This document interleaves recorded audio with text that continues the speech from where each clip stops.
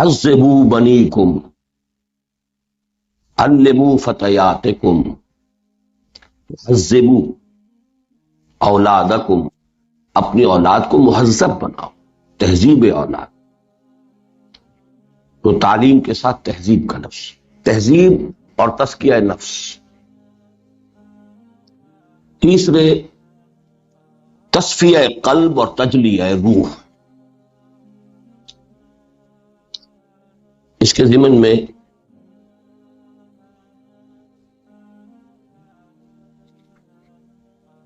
ابن سینا کا ایک جملہ میرے استاذ مرحوم مولانا منتخب الحق قادری نے سنایا تھا.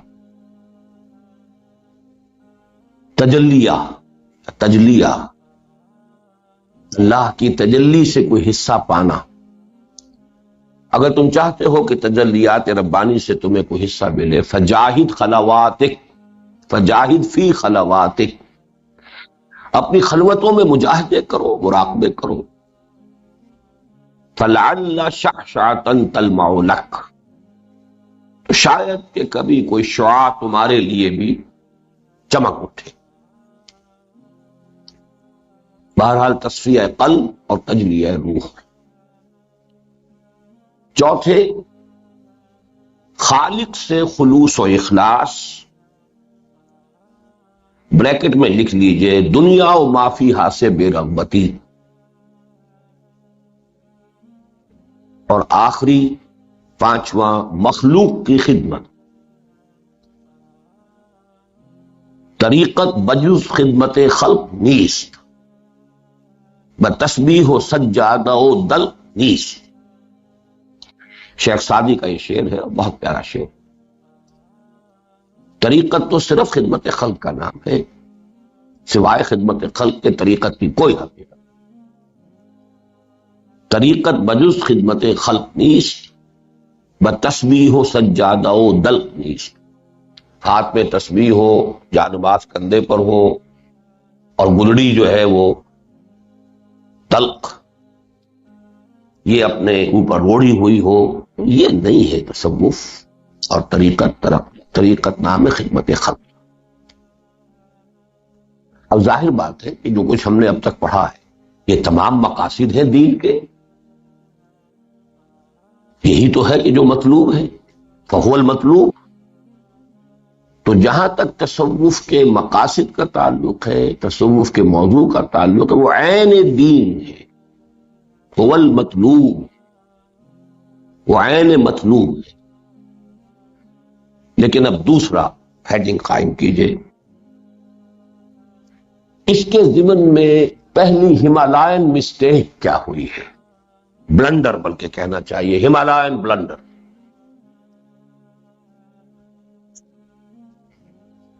وہ ہے اس کے لیے خالص غیر قرآنی ہی نہیں، مجہول النسب عنوان کا اختیار کر لیا جانا. یہ دو الفاظ نوٹ کیجئے، غیر قرآنی. ایک تو یہ کہ قرآن سے کوئی تعلق اس لفظ تصوف کا نہیں، نہ قرآن، نہ سنت، نہ حدیث. مجہول النسب، جس کا نسب ہی معلوم نہ ہو. یہ سب سے زیادہ ثقیل گالی ہے جو میں دے رہا ہوں اس لفظ تصوف کو.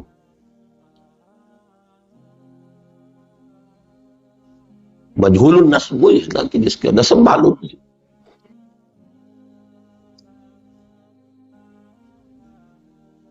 اس میں پہلی بات یہ نوٹ کیجئے، یہ لفظ دوسری صدی ہجری کے اختتام کے قریب استعمال ہونا شروع ہوا ہے. ڈاکٹر میر ولی الدین نے تو باقاعدہ سن معین کیا ہے، 822 عیسوی، 632 میں حضور کا انتقال ہوا ہے. تو 190 برس، بلکہ 195 بلکہ 196 برس کے بعد.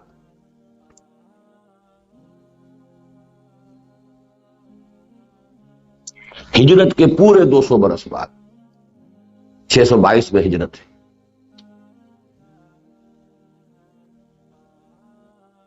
دوسرے نوٹ کیجئے کہ اس کے بارے میں جو 4 آراء ہیں کہ یہ لفظ عربی کے کس مادے سے خصص کیا گیا ہے.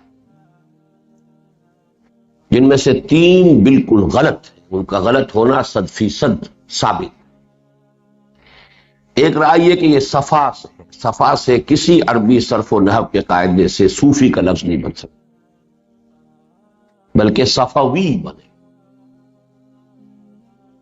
خاندان صفوی، وہ لفظ صفا سے بنتا ہے۔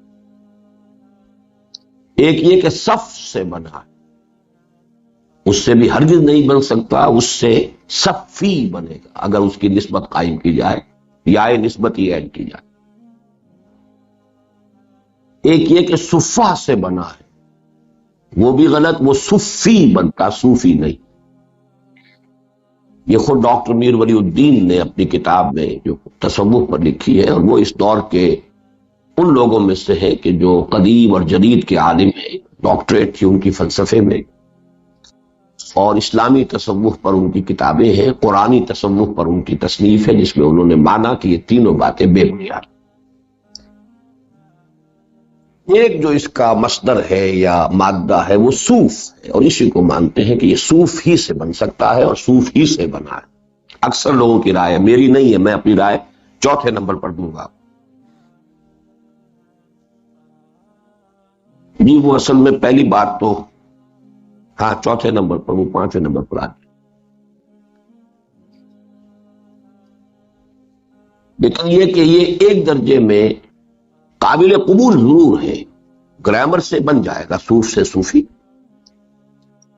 وجہ یہ بیان کی جاتی ہے کہ یہ جو حضرات تھے اللہ والے، جن کی توجہ زیادہ اللہ کی طرف تھی، دنیا کی طرف نہیں تھی، بے رغبتی تھی دنیا و ما فیہا سے، اللہ کے ساتھ خلوص و اخلاص تھا، اور یہ کہ وہ معرفت کے حامل تھے، تہذیب نفس اور تصفیہ قلب اور تجلیہ روح کی منزلیں جنہوں نے طے کی تھی، جن میں درویشی تھی، یہ اون کا لباس پہنا کرتے تھے، اور اس کے نیچے کوئی انڈر ویئرز نہیں ہوتے تھے، بلکہ وہ اون کا لباس تاکہ اس سے جسم کے اندر چبھن ہوتی رہے، یعنی آرام کی بجائے سختی۔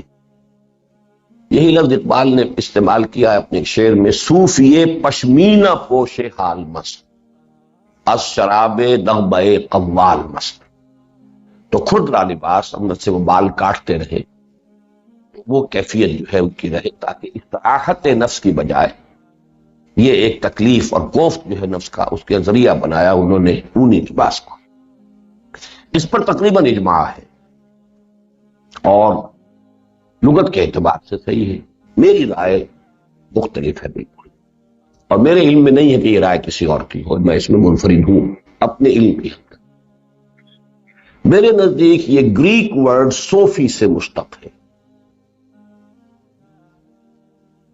اور دوسری صدی ہجری کے دوران یونانی فلسفہ اور نو افلاطونی تصوف کا بہت بڑا سیلاب عالم اسلام پر آ چکا تھا۔ اس کی میں آپ کو شرح پہلے بھی کسی لیکچر میں بتا چکا ہوں۔ فائلوسوفی، philosophy, فائلو pertaining to tongue and language, love of language, philology, the knowledge, science of languages, philology, biology، ابھی آلوجیز جو ہے وہ سائنس اس کے لیے، زوالوجی، فائلولوجی، یہ ہے love of tongue, love of language, اور اسی سے متعلق ہے منطق۔ تو گویا کہ فلاسفرز منطقی لوگ ہوتے تھے، سارا فلسفہ قدیمہ منطق کی بنیاد پر قائم تھا۔ اسی سے theosophy, theo religious pertaining to God، deity, theocracy, مذہبی ماہرین کی حکومت، تھیو۔ اور جیسا کہ میں نے بارہا کہا ہے کہ مولانا مودودی کی رائے جو میں قبول بھی کرتا ہوں، جس کا میں پھر اب مبلغ بھی ہوں، کہ اسلامی ریاست ایک تھیو ڈیموکریسی ہے، دونوں ایلیمنٹس اس میں جمع ہیں، تھیوکریسی اور ڈیموکریسی۔ وہ تھیوسافی یہ آج بھی لفظ استعمال ہوتا ہے، تو در حقیقت یہ وہ صوفی کا لفظ ہے کہ جو آیا ہے۔ البتہ یہ کہ میرا ایک گمان ہے کہ صوفی کا اصل مفہوم جو ہے وہ ہونا چاہیے نالج۔ ڈکشنری جہاں تک میں آج تک دیکھ پایا ہوں، اس میں لو اس کا اصل مفہوم جو ہے گریک لینگویج میں بنتا ہے، love of language, love of logic, love of religion, love of God, theosophy, فلسفی، لیکن جدھر حقیقت اسی سے یہ 100% سے معرفت اور محبت خداوندی، یہ میرے نزدیک اس کا اصل جو ہے نسب ہے۔ اب چونکہ یہ تو جیسا کہ میں نے کہا میری ذاتی رائے ہے، کوئی قبول کرے تو کرے، نہ کرے تو رد کر دے، لیکن یہ کہ بہرحال اس بحث کا خلاصہ یہ ہے کہ مجہول النسب لفظ ہے۔ تیسرا عنوان قائم کیجئے اس غلطی کے جو ہولناک نتائج نکلے۔ یہ چھوٹی غلطی نہیں ہے، میں نے اس کو ہمالائن مسٹیک کہا ہے۔ پہلا نتیجہ نکلا وہ یہ ہے کہ کتاب و سنت کی اہم اصطلاح احسان سے محجوبیت ہو گئی اور محرومی ہو گئی۔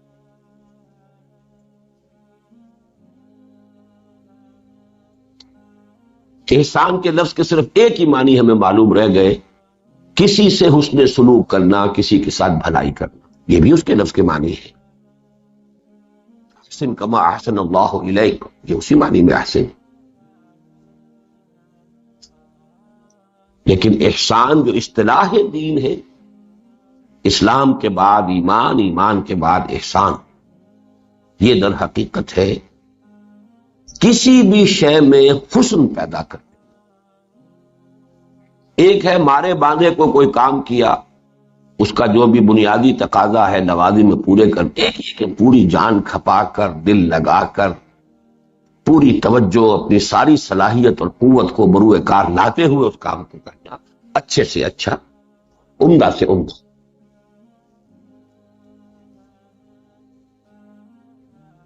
اذا قتلتم فاحسنوا القتل واذا ذبحتم فاحسنوا الذبح، حضور کی حدیث ہے، قتل کرنا ہو تو بھی خوبصورتی کے ساتھ قتل کرنا، اذیتیں دے دے کر نہ مارو بس۔ جیسے کہ آج کل سعودی عرب میں بی ہیڈنگ ہوتی ہے، جب سر قلم کیا جاتا ہے، وہ ایک بار ہوتا سوائے رجم کے، وہ موت، وہ سزا، اور اس کے لیے جو پیدا کرنا مقصود ہے عبرتناک ماحول، اس کے لیے وہ ہے در حقیقت اذیت بخش موت۔ اسی طرح ذبح کرنا ہو تو چھری تیز ہونی چاہیے، جانور کو تکلیف نہ ہو، بس ایک ہی مرتبہ آپ کی وہ چھری جو ہے اس مقصد کو پورا کر دے۔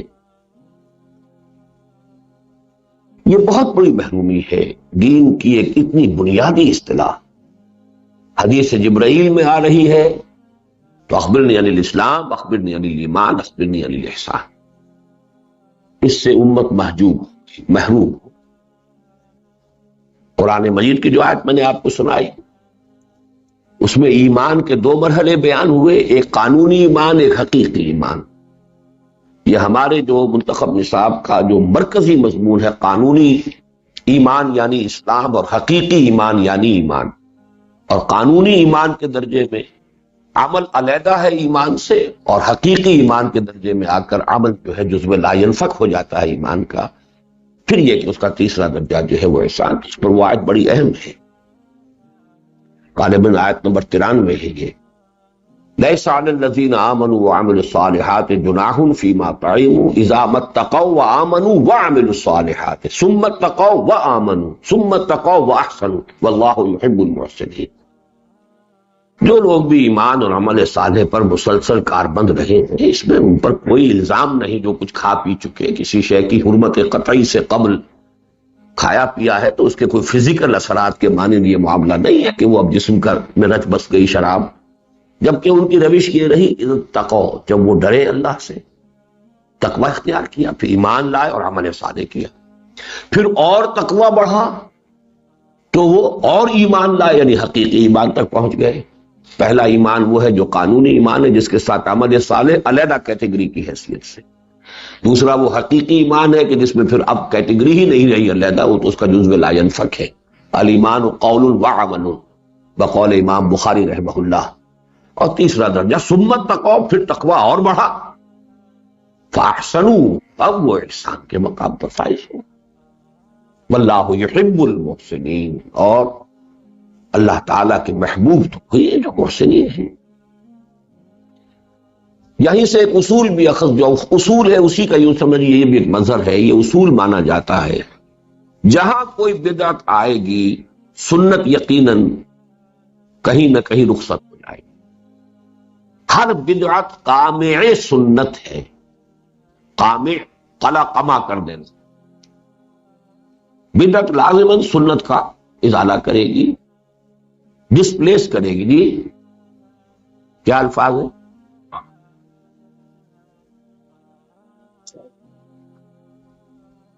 ڈاکٹر صاحب بتا رہے ہیں کہ یہ حدیث کے الفاظ ہیں، ابھی وہ آپ کو سنائیں گے، انہیں تلاش کر دے دیجئے. اس کا دوسرا خطرناک نتیجہ کیا نکلا جو میرے نزدیک اس سے بھی زیادہ خطرناک ہے، اور یہ بھٹر صاحب کے سمجھنے کی سننے کی بات ہے، آپ تلاش بعد میں کیجئے گا. کتاب و سنت کے شیدائیوں کو اس سے بعد ہو گیا. عنوان سے بعد ہوا تو اس کے کنٹینٹ سے بھی بعد ہو گیا. میری ظاہر پرستی کی ظاہر پرستی رہے. اس فینومینن کا نقطہ عروج ہے محمد ابن عبد الوہاب رحمہ اللہ کی شخصیت. عنوان سے بودھ ہی نہیں ہوا، اس کے بعد بھی تو چونکہ اور چیزیں بھی آئی وہ ہم اور دیکھیں گے، لیکن بات یہ کہ عنوان سے بھی تو ایک اس بودھ کی ذہنی اور قلبی بودھ کا آغاز ہو گیا. یہ کوئی شے ہی نہیں اسلام میں کہا ہے. باقی سارے علوم جو ہیں، اب کہتے ہیں کہ صاحب اور بھی تو علوم تھے حضور کے زمانے میں، کہاں تھے یہ؟ بھائی لفظ تفسیر ہے وہ قرآن مجید کے اندر آیا ہے، احسن تفسیرا، اور یہ لفظ جو ہے دور صحابہ میں جو ہے وہ مستعمل ہے. فقہ ہے تو تفقہ، اور یہ ساری چیزیں حضور کی حدیث ہے اللہم فقہہ فی الدین. یہ دوسری بات ہے کہ اس کے لیے خاص جو ہے وہ ایک خاص شعبہ جو ہے اس کو فقہ کہہ دیا گیا، لیکن یقیناً وہ بھی تفقہ کا جز ہے. تو باقی تمام جو ہے حدیث ہے، تو فبأی حدیث بعدہ یؤمنون، قرآن بھی حدیث ہے. ما کان حدیثا یفترا تو حدیث اللہ ہے، حدیث رسول ہے. باقی تمام جو ہے ہمارے علوم، ان کا بہرحال منبع سر چشمہ عنوان بھی تو قرآن کا ہے، سنت کا ہے، حدیث کا ہے. لیکن یہ کہ اس دلیل کو یہاں پر میں تسلیم نہیں کرتا کہ جیسے اور علوم تھے ویسے یہ نہیں، اس سے علیحدہ آپ نے عنوان جدا کر دیا، وہ عنوان جس کا کتاب و سنت سے سرے سے کوئی تعلق نہیں. اور نمبر دو یہ کہ اس کا یہ بھی پتہ نہیں کہ نکلا کہاں سے. اس حوالے سے اب ظاہر بات ہے کتاب و سنت سے جس کو لگاؤ ہے، تمسک بالکتاب والسنہ، جس کی شخصیت میں راسخ ہو چکا ہو، اسے یقیناً ایک حجاب تو ہو جائے گا، بودھ نہ صحیح حجاب تو ہو گیا. عنوان سے ایک حجاب پیدا ہوا. اس میں پھر اور اسباب بھی ہوئے، کیونکہ پھر اس میں جو بیرونی نظریات آئے، بیرونی فلسفے آئے، ان سے وہ جو حجابات جو ہے بڑھتے بڑھتے انہوں نے بودھ اور منافرت کی شکل اختیار کر لی. جیسا کہ میں نے عرض کیا ہے، اس کی سب سے نمایاں مثال محمد ابن عبد الوہاب ہے رحمہ اللہ. ویسے میں انہیں مجددین کی فہرست میں شامل کرتا ہوں کہ انہوں نے بدعات کا قلع قما کیا ہے، رسومات جو ہے ان کی بیخکنی کی ہے، یہ جھاڑ جھکاڑ جو اوپر آ گیا تھا اس کو ہٹایا ہے. کم سے کم یہ کہ دین کے ظاہری اور عملی پہلو کو جو ہے دکھایا ہے، سامنے لے آئے. اس پہلو سے مجددین امت میں شامل ہے. اگرچہ کنٹمپریری دو مجددین ہیں، شاہ ولی اللہ دہلوی اور محمد ابن عبد الوہاب، یہ کہاں کے کہلاتے ہیں، نجدی.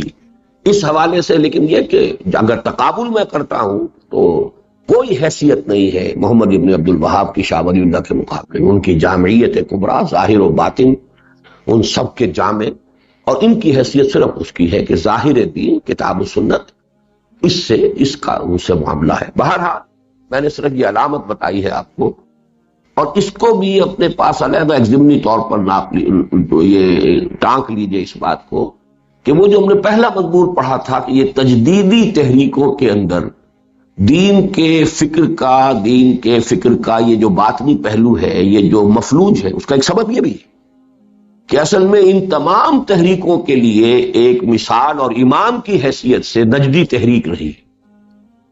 اس لیے کہ وہی ایک تحریک تھی کہ جس نے کہیں اسلام کا کوئی نظام حکومت دوبارہ قائم کیا، وہ جس طریقے سے بھی کیا آل سعود کے ساتھ مل کر، لیکن بہرحال شریعت کا دفاع، اسلام کا شاعر اسلامی کی جو جس طریقے سے پھر پابندی وہاں شروع ہوئی، تو گویا کہ وہ ایک عنوان بنی ہے تجدید و احیاء دین کی تحریکوں کے لیے.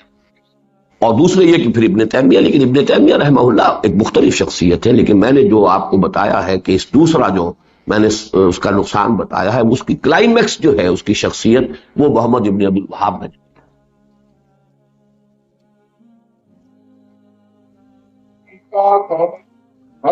مبتدع قوم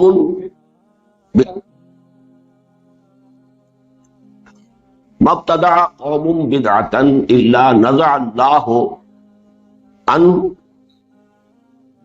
عنہم من السنت مثلہ، کہ جب بھی کوئی قوم کسی بدعت کا آغاز کرتی ہے تو اللہ تعالیٰ اس میں سے سنت میں سے کسی شے کو نکال لیتا ہے، نزع کر دیتا ہے، کوئی نہ کوئی سنت ہٹے گی۔ اچھا جی، اب آیا ہے اصل موضوع، اس کا طریق معقول و مسنون تھا کیا؟ یہ جوڑے جوڑے لا رہا ہوں آج میں بھی عنوانات کے اندر۔ میرے نزدیک یہی طریقہ معقول بھی ہے کہ جو مسنون ہے،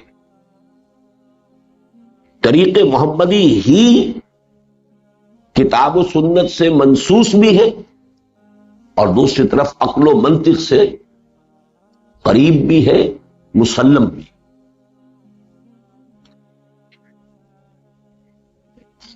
پہلی بات تو اس میں نوٹ کیجئے، جو ہماری تنظیم اسلامی کی قرارداد تاسیس کا پہلا جملہ، دین کا اصل مخاطب فرد،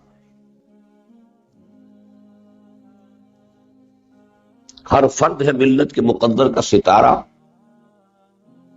وہ تو خیر ایک اور انداز میں ہے، لیکن ہر انسان اللہ تعالی کے باغ کا ایک حسین پودا ہے، اور اللہ چاہتا ہے کہ وہ پودا پروان چڑھے، اس میں جو جو امکانات اس نے ودیعت کیے ہیں وہ بروئے کار آئیں، یہ شخصیت پھول کے مانند کھلے۔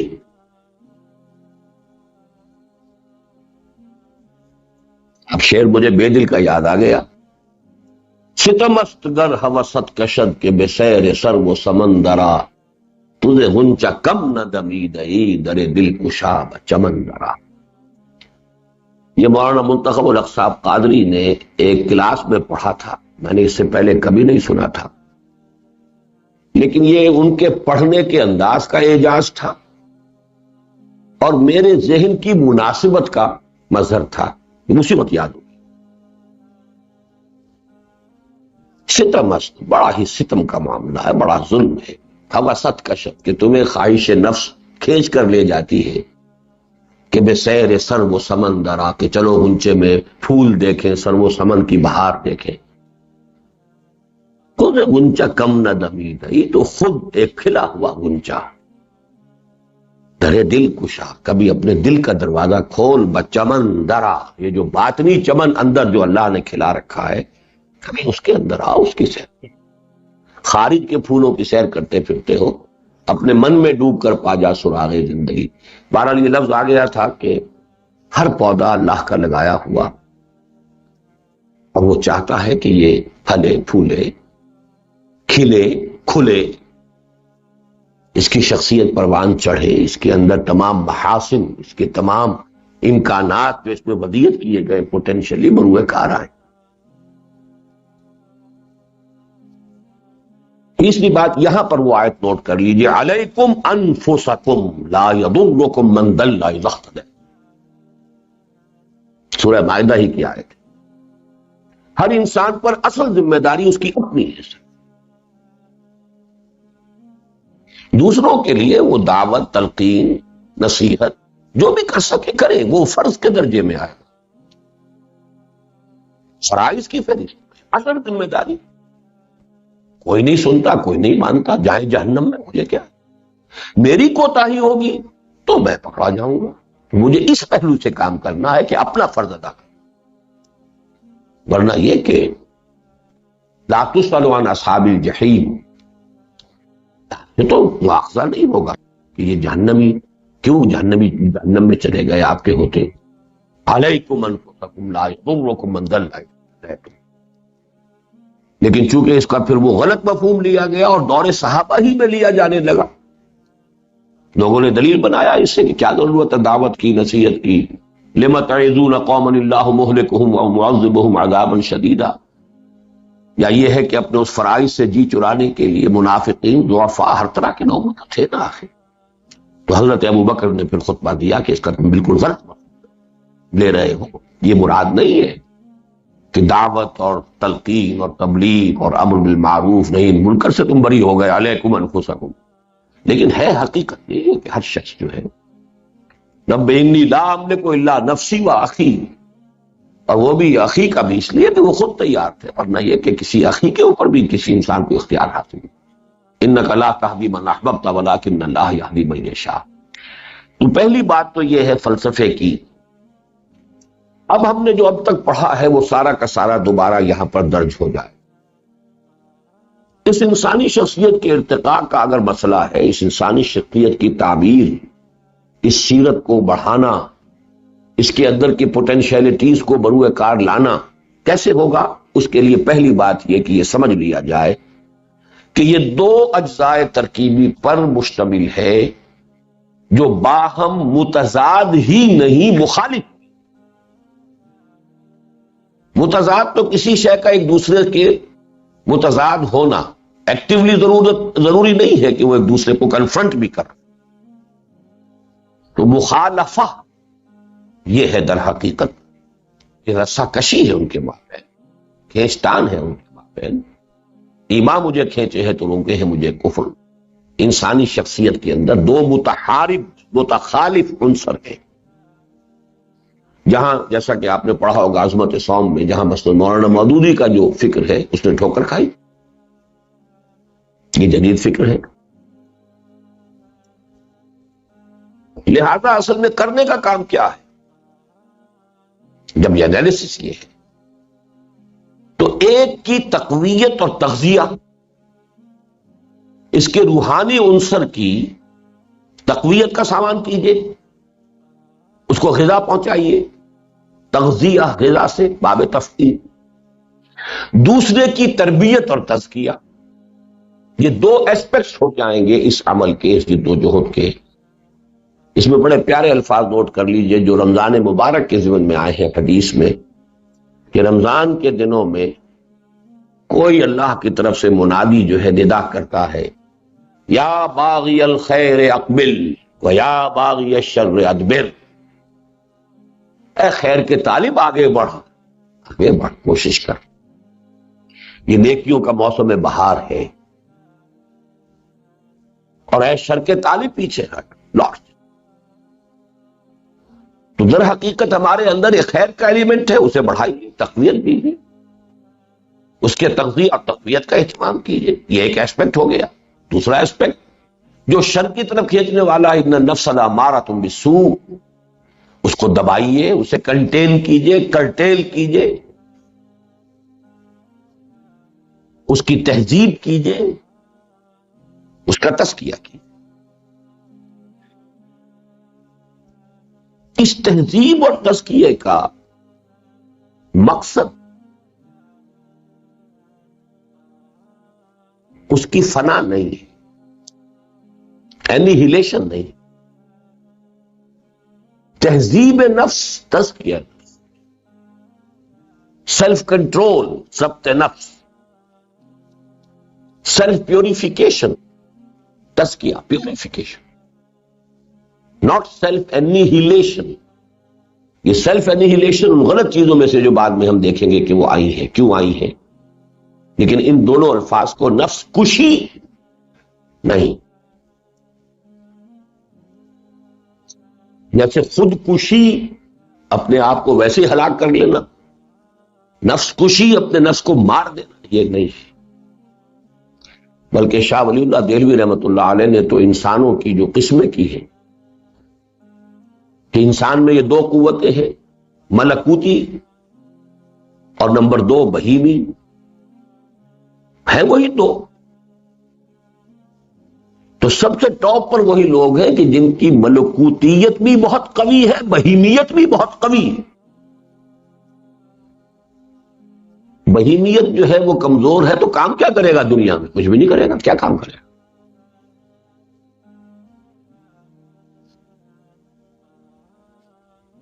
سب سے نیچے وہ ہیں جن کی بہیمیت ضعیف اور بہیمیت قوی اور ملکیت ضعیف۔ بہرحال وہ درجہ بندی ہوگی تو نوٹ کیجئے اسلام میں سیلف انیہیلیشن نہیں ہے، ضبط نفس، سیلف کنٹرول. اس کو میں تہذیب نفس کہہ رہا ہوں. تہذیب اسی کا نام ہے، آداب ہے، اتوار ہے. اور نمبر 2 پیوریفیکیشن، جس کا نتیجہ ایک نکلتا ہے. یہاں یہ لفظ میں وضع کر رہا ہوں، اس سے پہلے یہ لفظ اس معنی میں استعمال نہیں ہوا، لیکن یہ کہ یہ مانا جاتا ہے کہ اصطلاحات وضع کرنے کی ہر ایک کو آزادی ہوتی ہے. کوئی بھی سوچنے سمجھنے والا آدمی ہے، he has the right to coin his own terminology. یہ تحریر الروح ہے. تحریر یہاں پر حریت سے، liberation of the civil, liberation of the spirit. نفس کا دباؤ جو ہم نے پڑھا ہے عظمت صوم میں، کہ جتنی یہ بیڑیاں بھاری ہوگی روح اتنی ہی بندھی رہے گی، دبی رہے گی. جتنا ان کو ہلکا کریں گے روح اتنی ہی اوپر جائے گی. تو روح کو آزاد کرنا اس نفس امارہ کے تسلط سے، لبریٹ کرنا.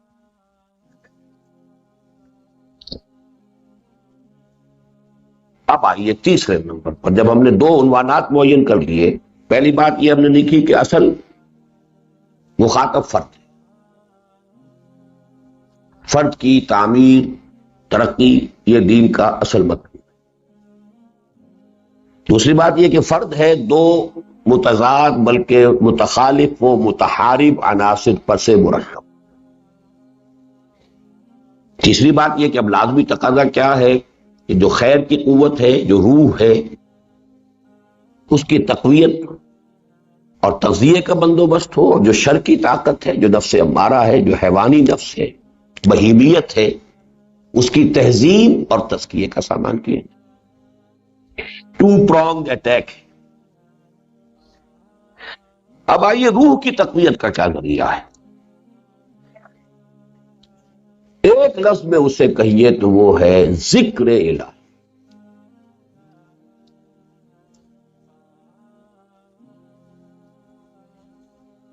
اس کا فلسفہ کیا ہے یہ اب آپ پڑھ چکے ہیں، ہماری کتابوں میں عام ہے. میری پہلا پمفلٹ چھپا ہے مسلمانوں پر قرآن مجید کے حقوق، ذکر اور آیات، اس کے حوالے سے پوری وضاحت اس میں کر چکا.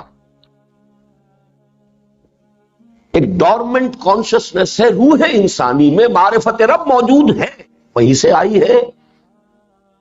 ہم کہہ نہیں سکتے کہ اللہ تعالیٰ کی ذات کے ساتھ لفظ جز، اس کا جز تو نہیں ہے، صادر تو وہیں سے ہوئی ہے.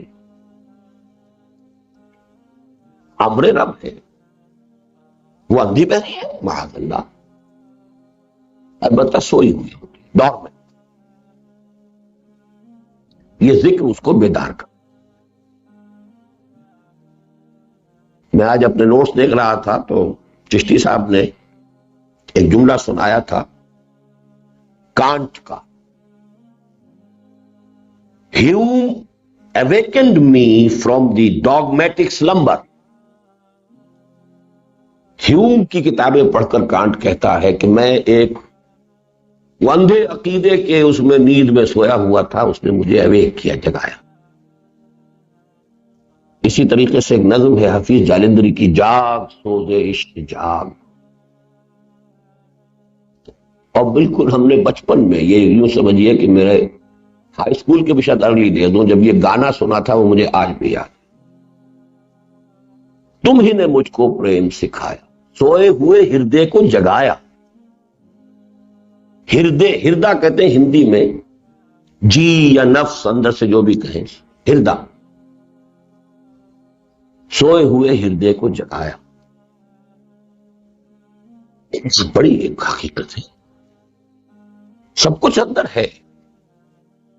میں نے 2 الفاظ کہیں استعمال کیے ہیں، بلکہ یہ ہے وہ مقصد بعثت نبوی کی، جو اس روح کے اندر معرفت رب بھی موجود ہے، محبت رب.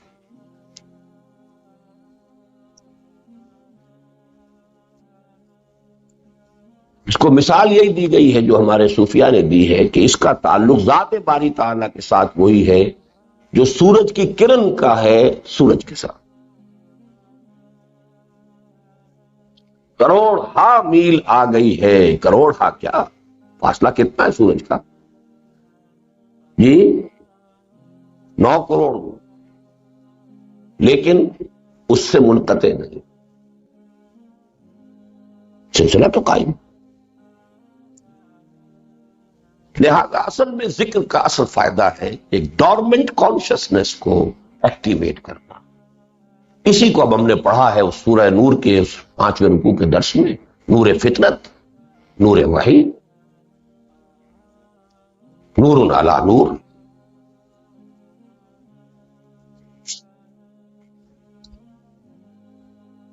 اب اس سے ساری باتیں جوڑتے چلے جائیے. اب یہ چیزیں وہی ہیں جو ہماری پڑھی ہوئی ہیں، سمجھی ہوئی ہیں، اسے ایک خاص عنوان کے تحت ہم اسے ایک نئی ترتیب سے ریویو کر رہے ہیں. احسان نام ہے ایمان کی گہرائی اور گیرائی کے اضافے. سارا معاملہ ایمان کا ہے. اسلام نام ہے جبکہ ایمان صرف زبان پر ہے، at the tip of tongue, lip service تک ہے، زبانی اقرار ہے. یہ اسلام دل میں اتر گیا ہے، تصدیق بالقلب، یہ ایمان ہے. اور جب اس میں وہ شدت اور گہرائی پیدا ہو جائے کانک ترا، اب ہمارے پاس اس سے اونچی کوئی اور مثال نہیں ہے. ہماری زبان ہے، اس کے لیے بہرحال تمثیل وہیں سے لانی پڑی ہے. کہاں سے لائیں؟ اس لیے کہ میری آنکھوں کا دیکھا ہوا ہے، میں کیسے یہ تسلیم کر دوں؟ یہ بات میں نے خود دیکھی. اب اس سے آگے ہمارے پاس یقین کے لیے کوئی استعارہ نہیں، کوئی تعبیر. وہی ایمان جب اس شدت کو پہنچ جاتا ہے کہ کانک تراہ فإن لم تکن تراہ فإنہ یراک، یا کم سے کم یہ استحضار ہو کہ اللہ مجھے دیکھ رہا ہے. I am in his eyes, I am in his presence. جب یقین اس درجے کو پہنچ جاتا ہے وہ احسان. سارا کا سارا مسئلہ تو صرف ایمان کا ہے اور ہے کا. قل آمنت باللہ ثم استقم، ان الذین قالوا ربنا اللہ ثم استقاموا تتنزل علیہم الملائکۃ الا تخافوا ولا تحزنوا وابشروا بالجنہ. یہی مقام ولایت ہے. الا ان اولیاء اللہ لا خوف علیہم ولا هم یحزنون. وہی مقام یہاں بیان ہو رہا. اسی میں اب وہ سورہ مائدہ کی آیت بھی اپنے ذہن میں لے آئیے جس کو ہم نے آج اس کا عنوان میں بھی اس کی تلاوت میں نے کی تھی. ایمان، پھر احسان. اور احسان کیا ہے؟ وہ ایمان اس درجے کو پہنچ جائے کانک تراہ فإن لم تکن تراہ فإنہ یراک. یہی حدیث جبرائیل میں ہے، اخبرنی عن الاسلام اخبرنی عن الایمان اخبرنی عن الاحسان. اب یہاں میں ذرا ڈائیگریس کر رہا ہوں، اس کو اضافی ایک موضوع سمجھیے، لیکن ہے اس سے متعلق، اس لیے اپینڈکس کے درجے میں ہے. اس کو میں نے اپنے جو محاضرات ہیں حقیقت ایمان پر، اس میں تفصیل سے بیان کیا ہے کہ ایمان کے حصول کے 3 ذرائع. محض ایک فزیکل فنومینن کی حیثیت سے صحبت سے بھی ایمان ہے. صحبت صاحب یقین سے بھی ایمان حاصل ہو. بھٹی کے پاس بیٹھیں گے حرارت آئے. صحبت، پریکٹس سے، عمل سے بھی ایمان اور یقین پیدا ہوتا ہے. نماز پر مداومت، جو بھی احکام ہے شریعت کے ان کے اوپر آپ رہیں گے تو عمل سے بھی. لیکن یہ دونوں ایمان سارٹ آف بلائنڈ فیتھ کے درجے، اس میں انٹلیکچوئل ایلیمنٹ نہیں، اس میں فہم اور شعور اور تفقع کا ایلیمنٹ ہے. اگرچہ گہرائی ہو سکتی ہے انتہائی، گہرائی کا تعلق اس سے ہے ہی نہیں سرے سے.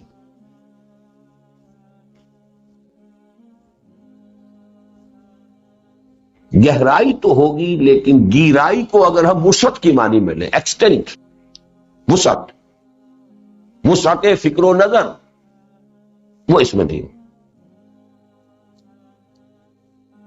میں گہرائی کو ادھر لے رہا ہوں شدت کے لیے، شدت یقین، اور گہرائی جو وسعت فکر و نظر کے ساتھ وہ اس میں نہیں. اس ایمان کی کہ جس میں یہ انٹلیکچوئل ایلیمنٹ بھی ہو، گہرائی کے ساتھ گہرائی بھی ہو، وہ ایمان جو اعلی وجہ البصیرت ہو، اعلی بصیرت انا ومن اتبعنی کا مصداق ہو، وہ صرف وہ قرآن سے ملے گا اور کہیں سے نہیں.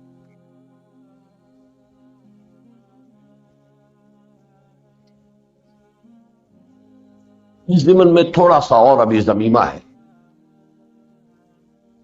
ایمان کی ایک افضلیت ہے، ایک عجبیت ہے حدیث کی روح سے.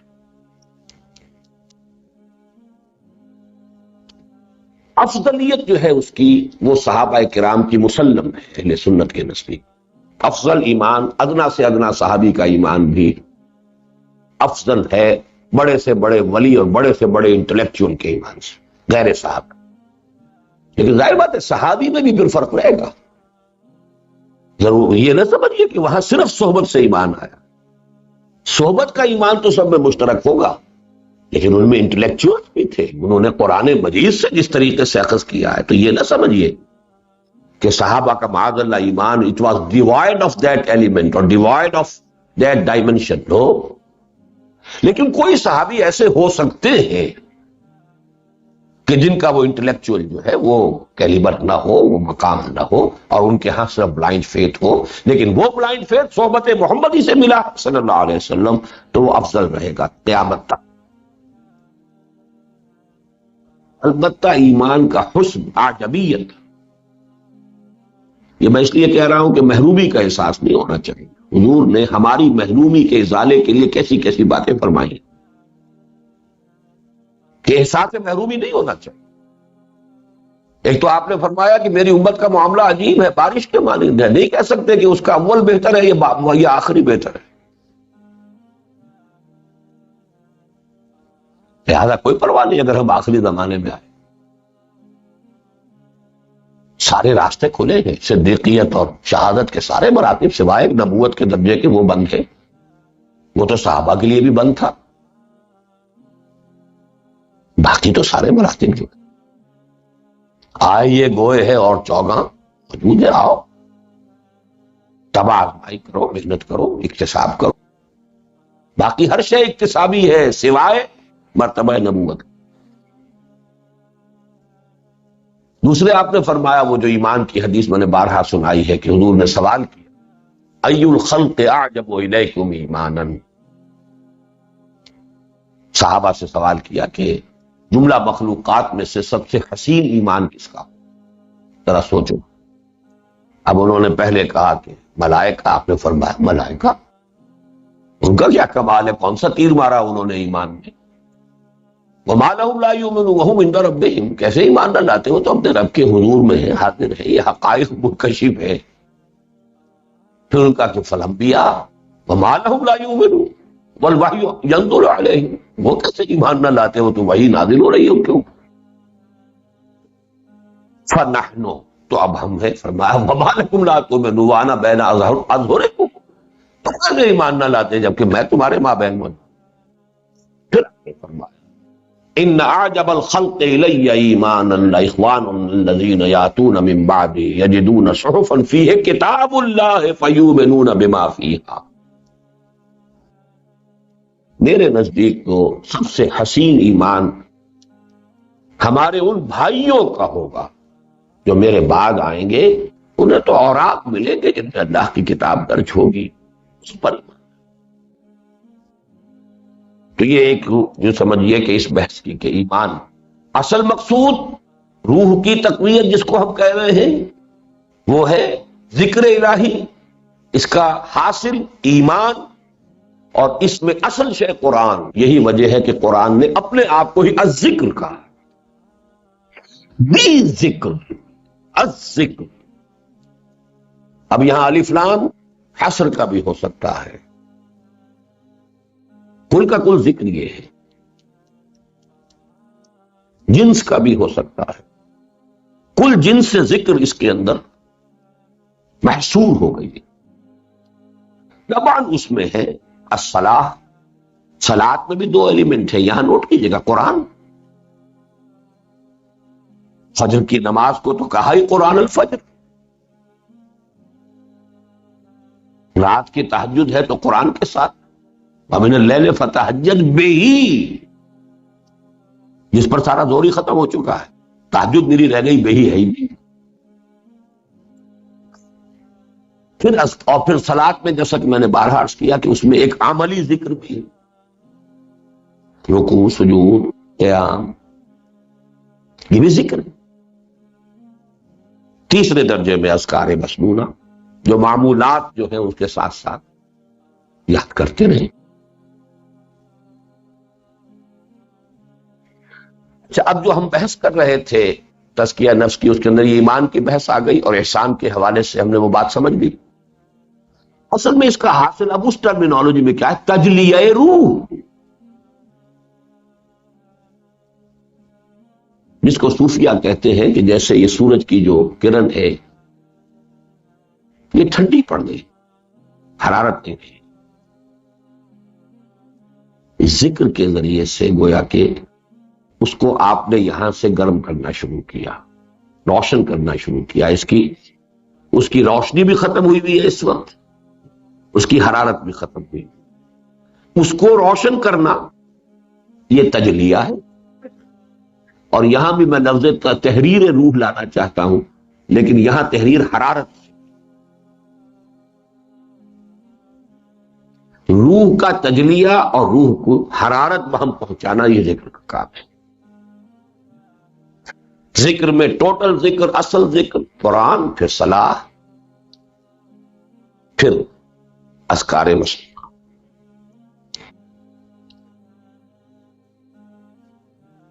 یہ جو تحریر روح، اب میں نے دو معنی میں استعمال کی ہے، ایک لبریٹ کرنا،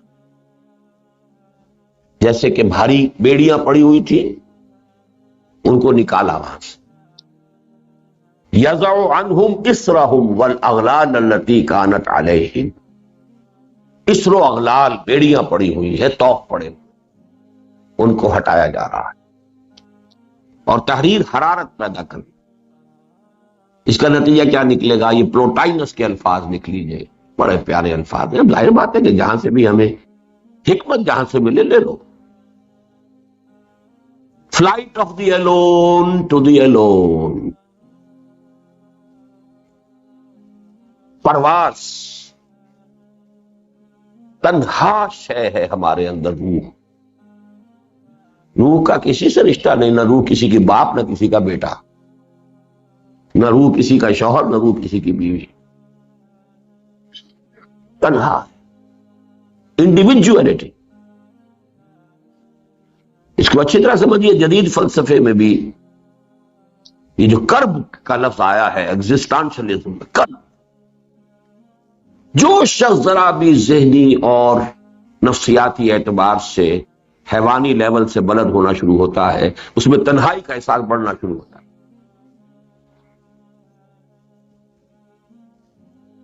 جتنا آپ کے اندر تنہائی کا احساس ہوگا اتنے ہی آپ بلندتر ہوئے ہیں اپنے حیوانیت سے،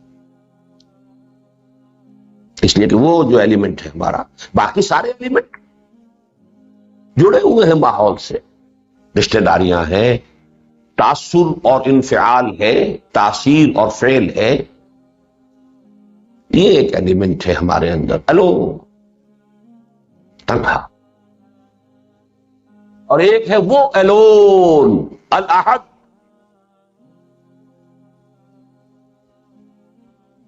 روح کی پرواز اللہ کی طرف، اپنے مرکز کی طرف مائل پرواز تھا حسن، کل شیء یرجع الی اصلہ، ہر شے اپنی مرکز کی طرف لوٹنا چاہتی تو ہے۔ بیڑیاں پڑی ہو تو کیا کرے، پنجرے میں ہے تو پرندہ پھڑپھڑاتا رہے گا تاکہ ریکنسائل کر لے کہ ٹھیک ہے، اب پھڑپھڑانے کا بھی کوئی فائدہ نہیں، اپنے پر ہی گرانے۔ To flight of the alone to the alone. یہاں اگر لکھ چاہیں تو دو شعر لکھ لیں علامہ اقبال کے. مرا دل سوخ بر تنہائی او، مرا دل سوخت، میرا دل جلتا ہے صدمے سے، رنج سے، بر تنہائی او، کہ اللہ اکیلا ہے، تنہا ہے.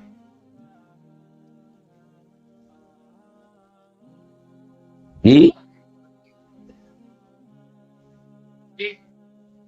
مرا دل سوخت بر تنہائی او، کنم سامان بزم آرائیے او، میں اس کی محفل سجانے کی کوشش کر رہا ہوں. سامان بزم آرائیے او،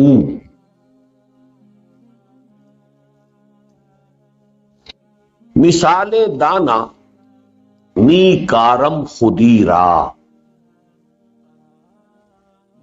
جیسے دانے کو پروان چڑھایا جاتا ہے، پودا بنتا ہے، پالتا ہے، پوستا ہے کسان، میں اپنی خودی کی اسی طریقے سے پرورش کر رہا ہوں، اس کو پال.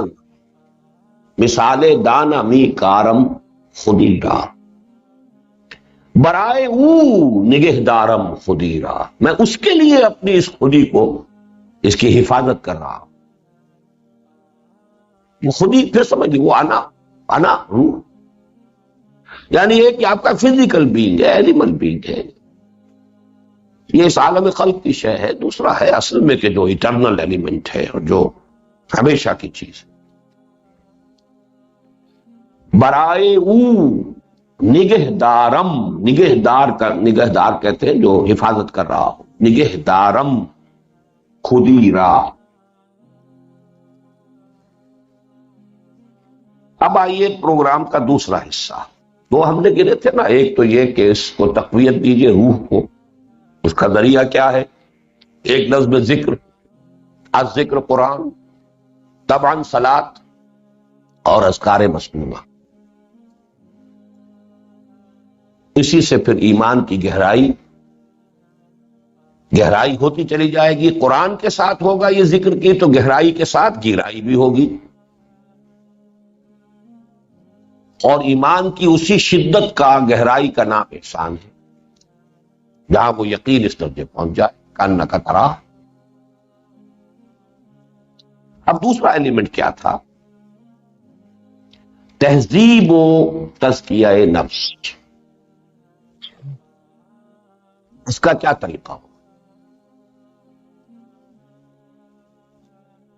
ایک ہی طریقہ، جیسے وہاں ذکر کا لفظ ہم نے گنا تھا، یہاں پر بھی اس کے لیے عنوان جامع کیا ہے؟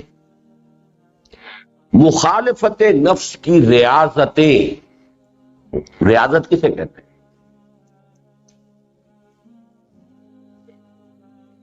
ایکسرسائزز، مشقتیں، جسمانی طور پر ریاضت پہلوان کرے گا، کثرت جسے آپ کہتے ہیں، یہ ریاضتیں کہلاتی ہیں. یہ جو صوفی کرتے ہیں عبادت و ریاضت. موسیقی سیکھنے والا ریاض کرتا ہے، کیونکہ بڑی مشق کرنی پڑتی ہے، خون پسینہ ایک کرنا پڑتا ہے، ورنہ سوری ٹھیک نہیں ہوتا. ہمارے چشتی صاحب کو کسی قاری کی قرات پسند نہیں آتی، اپنے سید صاحب کو، سید سراج الحق جو بے سرا ہے، یہ تو کسی کو مانتے ہیں کہ ہاں اس کا سر ٹھیک ہے. بہرحال قرآن مجید کی قرات کرنی ہے تو اس کے اندر بھی تو سر چاہیے. بے ہنگم آواز کو جو ہے اسے شور کہتے ہیں. قرآن کے اندر غنا اللہ نے رکھا ہے، لکھو کی غنا ہے، you have to bring it out. تو مخالفت نفس، تقویت روح، اور ادھر نفس کی مخالفت ایکسرسائز کرنی پڑے گی. اس میں نمبر 1 اقامت الصلاۃ. یہاں لفظ اقامت پر صلاۃ تو ذکر ہے، اس کی اقامت یہ ایکسرسائز. دن میں اقامت الصلاۃ، کوئی مصروفیت آڑے نہ آنے پائے، کوئی دوستی آڑے نہ آنے پائے، کوئی مفاد آڑے نہ آنے پائے. یہ ریاضت ہے. اصل ریاضت. طبیعت آمادہ نہیں ہے، نہ ہو آمادہ، آنا ہے. یہ ریاضت ہے، مخالفت نفس ہے. دوست آ گیا، رشتہ دار آ گیا، کوئی آ گیا، آگے اقامت ہے. یہ اصل میں جو یہاں پر اس کو میں نے اسپلٹ کر دیا، نوٹ کر لیجیے. صلاۃ کا ایک عنصر ہے ذکر میں، اس میں یہ بھی آ گیا کہ قرآن پڑھ رہے ہیں آپ، یہ بھی آ گیا سبحان اللہ سبحان اللہ سبحان اللہ العظیم سبحان اللہ سبحان ربی الاعلیٰ سبحان ربی العظیم اللہ اکبر اللہ اکبر، یہ بھی اس کے اندر آ گیا. تکبیر، تحلیل، تسبیح سب آ گئے. پھر یہ کہ جسمانی بھی اس کے اندر ذکر ہو رہا ہے کہ آپ ایک ڈرل بھی کر رہے ہیں، اللہ کے سامنے جھکنے کی ڈرل ہے. کھڑے بھی ہیں تو جھکے ہوئے قنوت کے ساتھ، اور رکوع کیا ہے اور پھر سجدے میں چلے گئے، وہ ذکر ہے. اور اقامت الصلاح یہ ریاضت ہے، مخالفت نفس. شدید ترین سردی ہے، پانی یخ ہے، آپ پانی جب تک ہے چاہے یخ ہو چاہے کچھ ہو، آپ تیمم نہیں کر سکتے، وضو کرنا پڑے گا، نماز پڑھنی پڑے گی. رات کو تہجد جو ہے، اب اس میں بھی بہی جو ہے وہ ذکر والے کھاتے میں لے جائیں. تہجد نیند کی مخالفت، یہ مخالفت نفس ہے. بہی وہ ذکر والا پہلو، ہم جو انالیسس کر رہے ہیں اس کو اب ہر ایک چیز کو اپنے کھاتے میں تقسیم کرتے جائیں. وَمِنَ اللَّيْلِ فَتَهَجَّدْ بِهِ نَافِلَةً إِنَّ نَاشِيَةَ اللَّيْلِ هِيَ أَشَدُّ وَطْئًا، یہ نفس کو کچلنے میں بہت مؤثر ہے. یہ نفس کو کچلنے کے لیے. باقی قرآن اس میں آپ پڑھیں گے وہ ذکر ہے. دو عطشہ کہیے، لیکن یہ کہ اس وقت انالیسس کے درجے میں اللہ تعالیٰ تھا. دوسرے صوم، اینیمل انسٹنکٹس کی مخالفت. یہ آپ عظمت صوم پڑھ چکے ہیں، اس میں ساری یہ بحث آ چکی ہے. یہ تو آج جو ہے اب وہی ہے نا کہ آپ کسی بازار سے چلے جائیں فیصلہ آباد میں گھنٹہ گھر جا پہنچیں گے. بات تو وہی ہے، دین تو ایک ہے، اس کی حقیقت ایک ہے، ایک وحدت ہے، ایک آرگینک ہول ہے.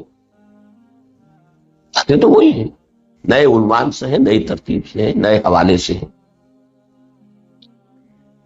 تیسری چیز انفاق بال، وَإِنَّهُ لِحُبِّ الْخَيْرِ لَشَدِيدٌ. زُيِّنَ لِلنَّاسِ حُبُّ الشَّهَوَاتِ مِنَ النِّسَاءِ وَالْبَنِينَ وَالْقَنَاطِيرِ الْمُقَنطَرَةِ مِنَ الذَّهَبِ وَالْفِضَّةِ وَالْخَيْلِ الْمُسَوَّمَةِ وَالْأَنْعَامِ وَالْحَرْثِ. اور آپ نے دیکھا ہوگا کہ یہ بعد میں اس کو اللہ کرے بھول نہ جاؤں، مسبحات میں زیادہ زور، سب سے زیادہ زور اس پر ہے. وہ کیوں ہے اس کی بات بعد میں آئی، میری آج کی ترتیب میں یہ بات بعد میں آئی. آمنوا باللہ ورسولہ وانفقوا مما جعلکم من ذا الذی یقرض اللہ قرضا حسنا فیضاعفہ لہ ولہ اجر کریم. ان المصدقین والمصدقات واقرضوا اللہ قرضا حسنا یضاعف لهم ولہ اجر کریم. پھر آگے چل کر سورہ منافقون، وانفقوا مما رزقناکم من قبل ان یاتی احدکم الموت الی آخر الآیہ. پھر سورہ تغابن،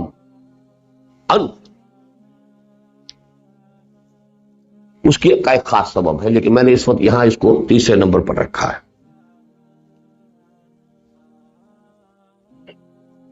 ان تینوں چیزوں کی جامع دو چیزیں پھر اور.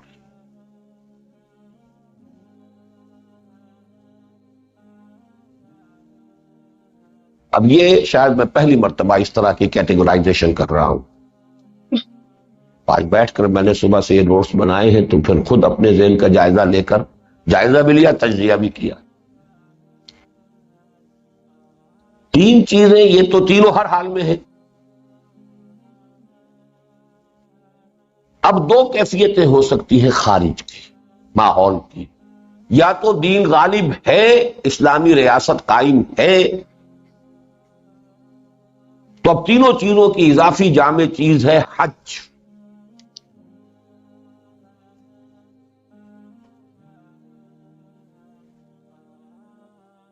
انفاق مال بھی ہے، احرام میں وہ صوم کی پابندیاں بھی ہیں، بلکہ اس سے اوپر جائیے ذکر بھی ہے، پھر مشقت بھی ہے، بڑی سخت مشقت ہے، تھکا دینے والی چیز ہے حج۔ اچھے اچھوں کا جو ہے چی بول جاتی، اور اسی مرحلے پہ اصل میں وہ انفاق کا ایمفیسس بھی ہے، اس لیے کہ یہ صورتیں نازل ہوئی ہیں کب؟ جبکہ دین کا تمکن ہو چکا۔ میں نے آپ کو بتایا ہے کہ یہ نصف ثانی جو ہے مدنی دور کا، اس میں ساری نازل ہوئی، سوائے سورہ حشر کے سب مسبحات جو ہے تمکن ہو چکا ہے، تو اب اصل میں انفاق سب سے زیادہ ایمفیسس۔ لیکن اگر غلبہ دین نہیں ہے تو دین کی دعوت اور اقامت کی جد و جہد، یہ چوتھی چیز ہے۔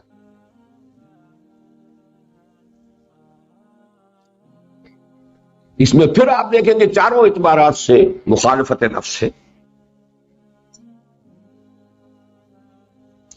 محنت اور مشقت ہوگی کہ نہیں ہوگی، جو آرام اور استراحت کے منافی ہے،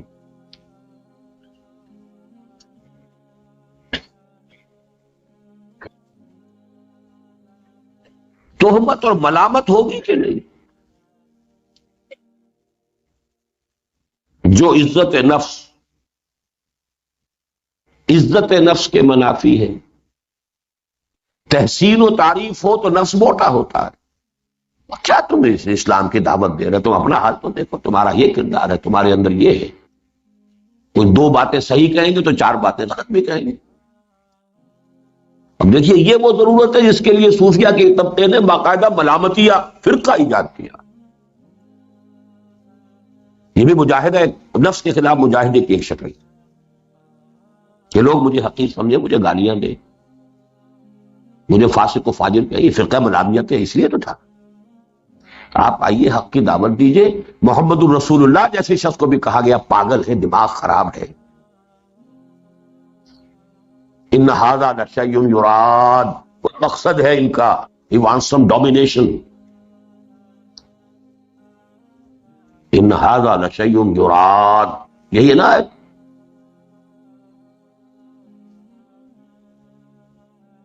مسحور ہے، شاعر ہے، ساحر ہے، کذاب، ساحر کذاب۔ مخالفت نفس ہو گئی کہ نہیں؟ سنو، صبر کرو، کہلو۔ انفاق مال و وقت، مخالفت نفس ہو گئی کہ نہیں؟ کیسے ہوگا؟ وقت لگا رہے ہیں تو بھی ٹائم از منی، اور مال لگا رہے ہیں تو ڈائریکٹ ہے ہی، وقت لگا رہے ہیں بھی ٹائم از منی۔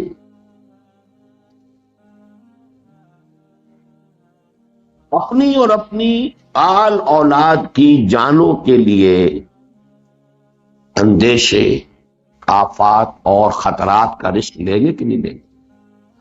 قتال تک آئیں گے تو اپنی جان ہے تیری پر رکھ جانے پڑی۔ ہجرت کی تھی صحابہ نے تو اپنے سارے اہل و عیال کے لیے کتنا بڑا رسک لیا۔ یہ بیسک جو انسٹنکٹس ہیں، animal instincts, preservation of the self اور پریزرویشن آف دی اسپیشیز، اس کی مخالفت ہو رہی۔ یہ 5 عنوانات میں نے قائم کیے ہیں کہ اس دعوت دین اور اقامت دین کی جد و جہد میں مخالفت نفس ان پہلوؤں سے،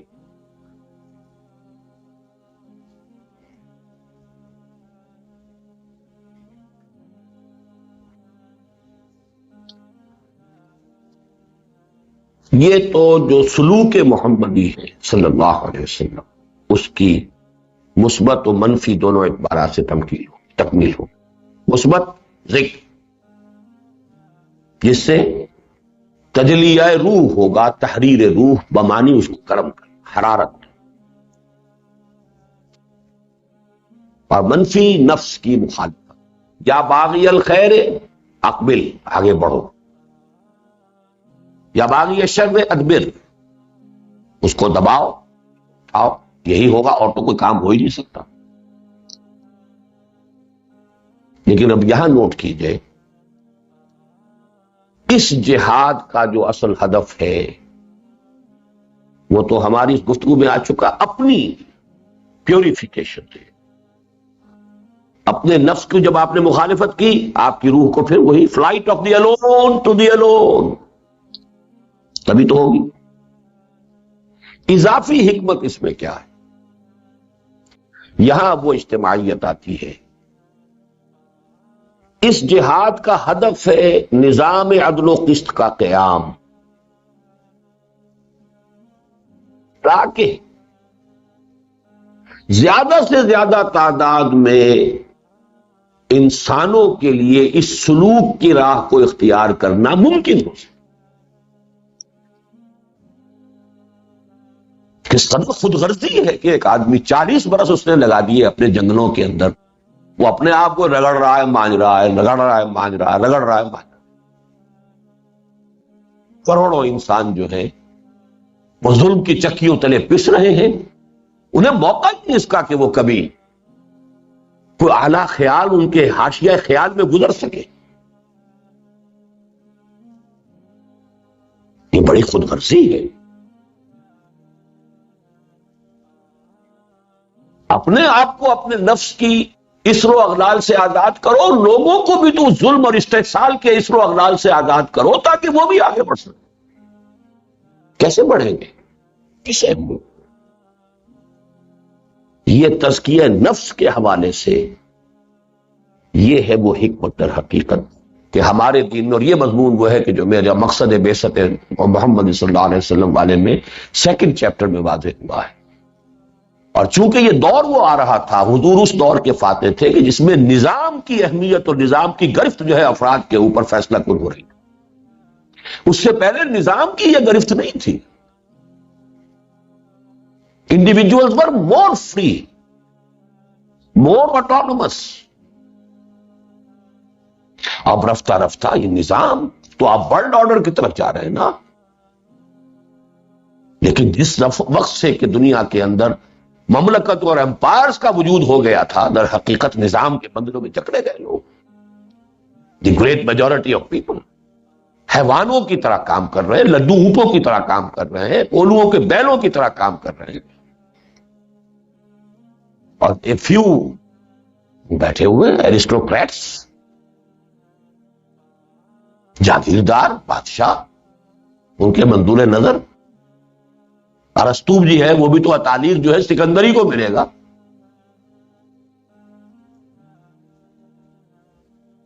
یہ ہے اصل بات کہ اب وہ وقت آ رہا تھا کہ نظام کی گرفت، جکڑے جا رہے ہیں لوگ، جکڑے جا رہے ہیں لوگ، جکڑے جا رہے ہیں لوگ۔ آج وہ اپنی انتہا کو پہنچ گیا ہے معاملہ۔ میں نے تو جیسا کہ عرض کیا ہے حال ہی میں اپنا احساس کہ جیسے کسی کو جکڑ دیا ہو، اس کی ٹانگیں بھی جکڑی ہوئی ہیں، ہاتھ بھی جکڑے ہوئے ہیں، اور وہ اپنی آنکھوں سے دیکھ رہا ہے کہ سیلاب بڑھ رہا ہے، آ رہا ہے، میں ہل نہیں سکتا۔ I am seeing everything, مجھے نظر آ رہا، but I am helpless. کیا کریں؟ زیادہ وہیں پہ اندر ہی اندر پیچوتاب کھا لیں۔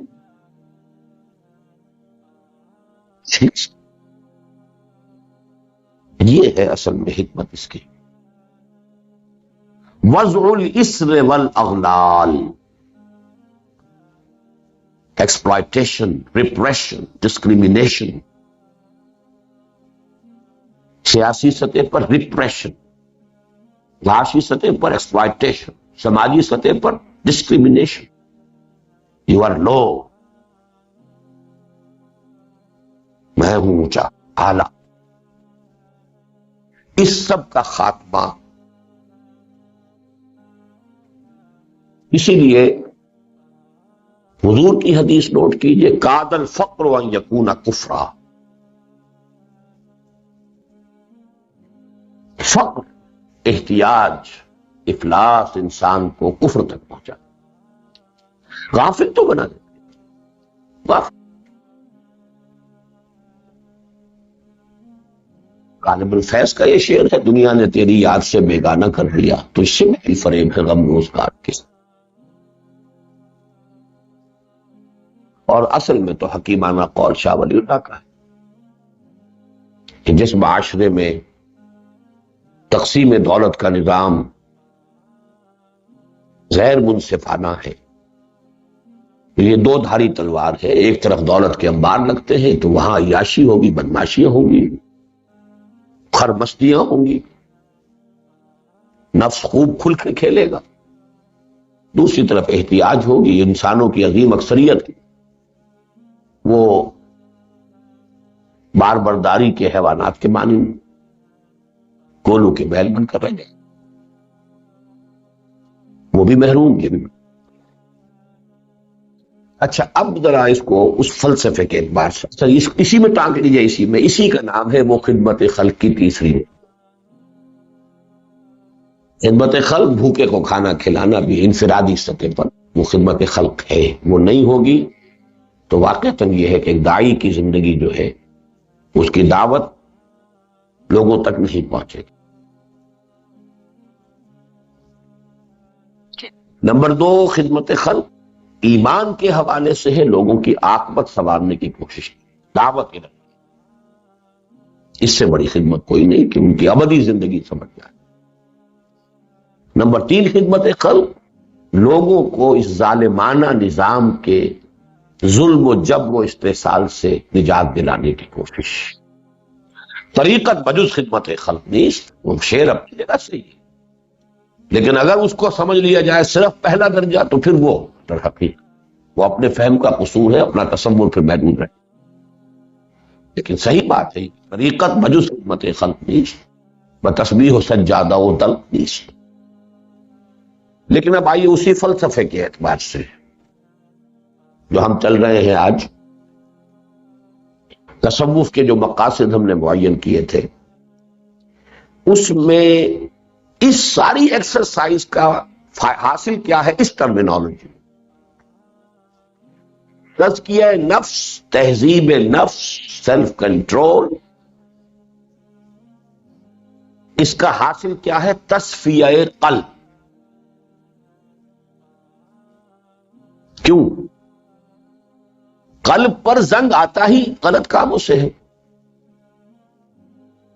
یہ نفس کی ظلمات ہیں جو چڑھتی ہیں اور سیاہی کی کالک بن کر دل کے اوپر آئینہ قلب جو ہے اس کو مقدر کر دیتی ہے، اندر کی روح کے انوار باہر نکل ہی نہیں سکتے۔ یہ ایک خارجش ہے، عارض ہے، یہ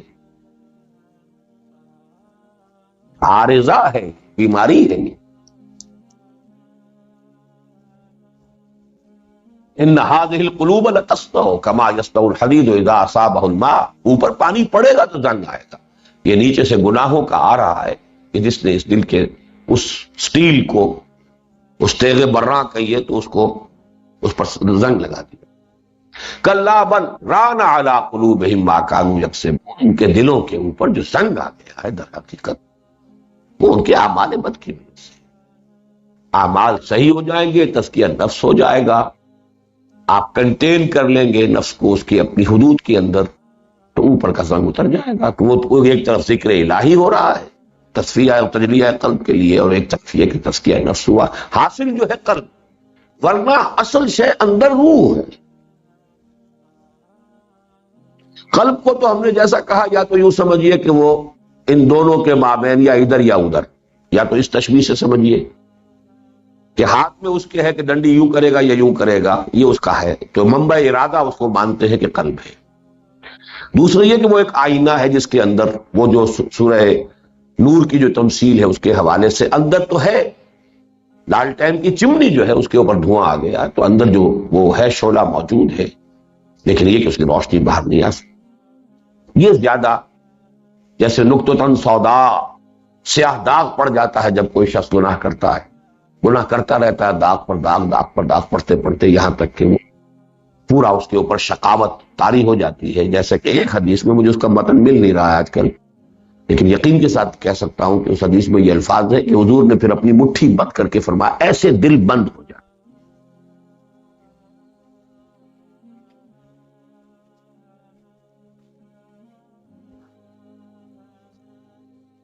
میرا یہ خیال ہے کہ ہم اپنے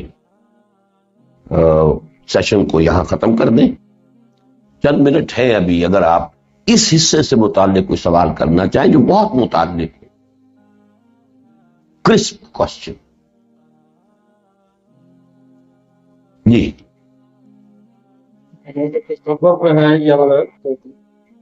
کے مطابق جو ہے عام کی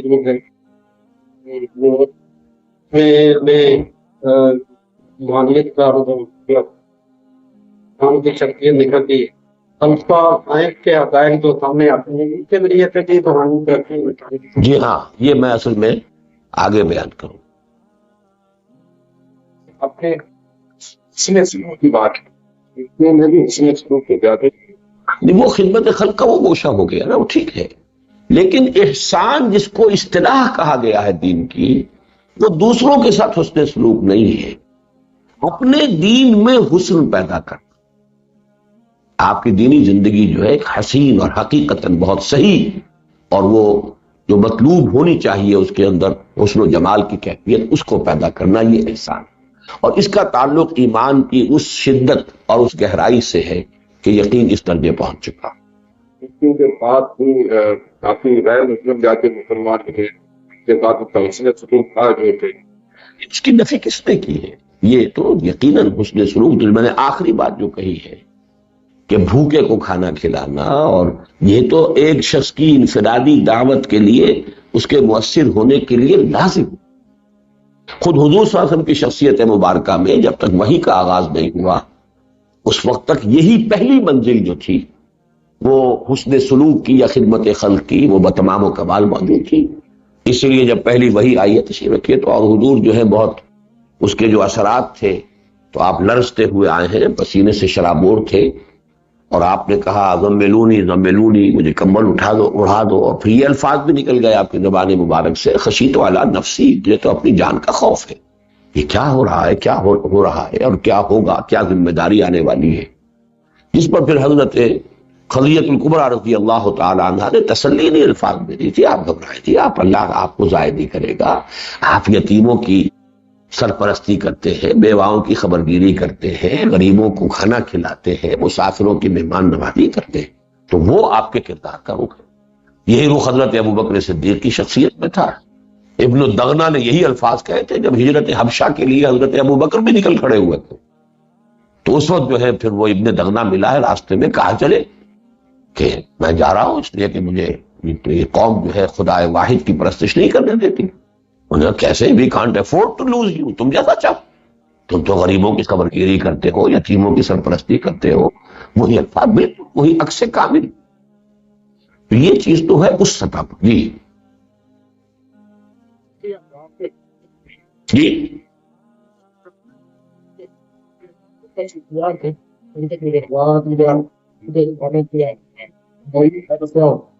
اصل میں دیکھیے جو میرا سیکنڈ سیشن ہے اس پر، وہ ہے اس پر کہ اس میں انحراف کیا ہوا. پہلے اس کو سمجھ لینا. ابھی تو ہم نے سلوک محمدی سمجھ لیا، طریق محمدی، سلوک محمدی، قرآنی تصوف، صحیح اسلامی تصوف یہ تھا.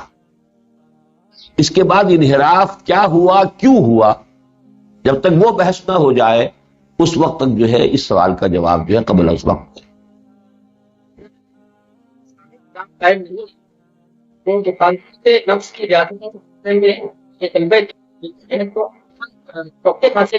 بالکل حج پر تو یقیناً واقع تھا. ہندوستان میں اس کے لیے میں آپ سے عرض کر دوں، ویسے تو یہ کہ یعنی حضور صلی اللہ علیہ وسلم کا جو طرز عمل ہے، بدقسمتی سے ہماری تو ویلیوز ہی بڑی مختلف ہو گئی ہے. حضور صلی اللہ علیہ وسلم کے راستے میں کوئی رکاوٹ نہیں تھی. سن 8 میں بھی آپ نے حج نہیں کیا. کیوں نہیں کیا؟ فاتح کی حیثیت سے داخل ہوئے تھے، رمضان میں داخل ہوئے تھے. اس کے بعد ابھی 2 مہینے کے بعد آنے والا ہے حج.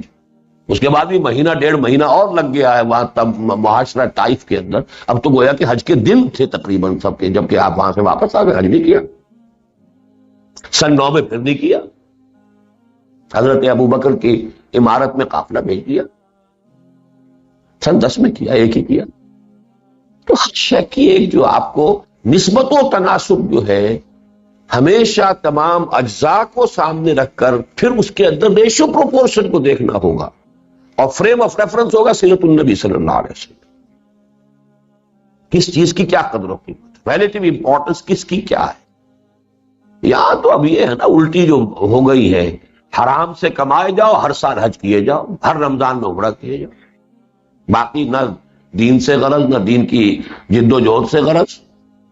وہ ہے یہ کوئی حج اور عمرے نہیں ہے، یہ سیرت النبی سے ان کا کوئی واسطہ نہیں، سنت نبوی سے ان کا کوئی تعلق. جی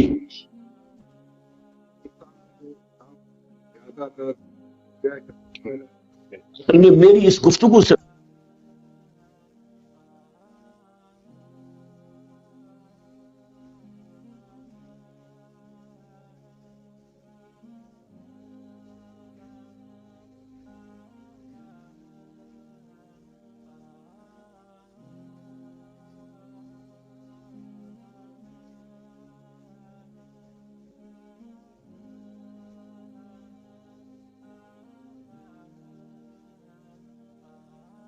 اور فرض میں بھی میں یہ سمجھتا ہوں کہ ایک اور حدیث چونکہ ملتی ہے کہ 5 سال اگر گزر گئے ہو تو پھر یہ کہ اگر امکان ہے تو کرنا چاہیے. یعنی میں اس کی نفی نہیں کر رہا، لیکن یہ کہ وہ جو سمجھ لیا گیا ہے کہ بس نیکی وہ ہے اور جامع نیکی وہی بن جائے گی، اس کا اصل میں اس کی تصحیح مقصود ہے. بس میرا خیال ہے آپ اس پہ ختم کرتے ہیں.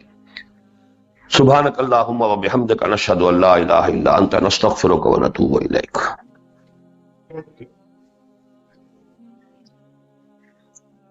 نہیں لوگ ابھی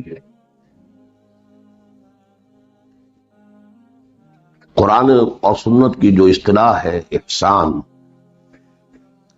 جس کے لیے ایک نیا عنوان تصوف اختیار کیا گیا، اس کا موضوع کیا ہے، اس کے مقاصد کیا ہے، ان پر بھی ہماری گفتگو ہو چکی ہے، اور اس کا طریق مسنون یا طریق منصوص یا طریق معصور کیا ہے وہ بھی ہمارے سامنے آ گیا.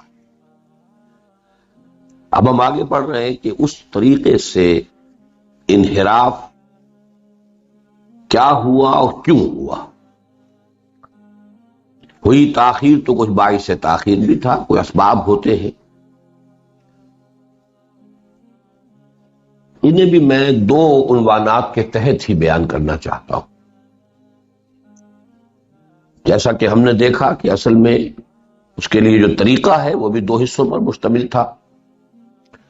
جو انسان کے اندر خیر کی طاقت ہے، خیر والا عنصر ہے، علوی الاصل ہے، جس کا اللہ تعالیٰ کی ذات کے ساتھ ایک گہرا تعلق ہے، وہ تعلق مزمحل ہو جاتا ہے. وہ تعلق ہم یوں کہتے ہیں کہ وہ روح جو ہے وہ سو جاتی ہے یا مزمحل ہو جاتی ہے.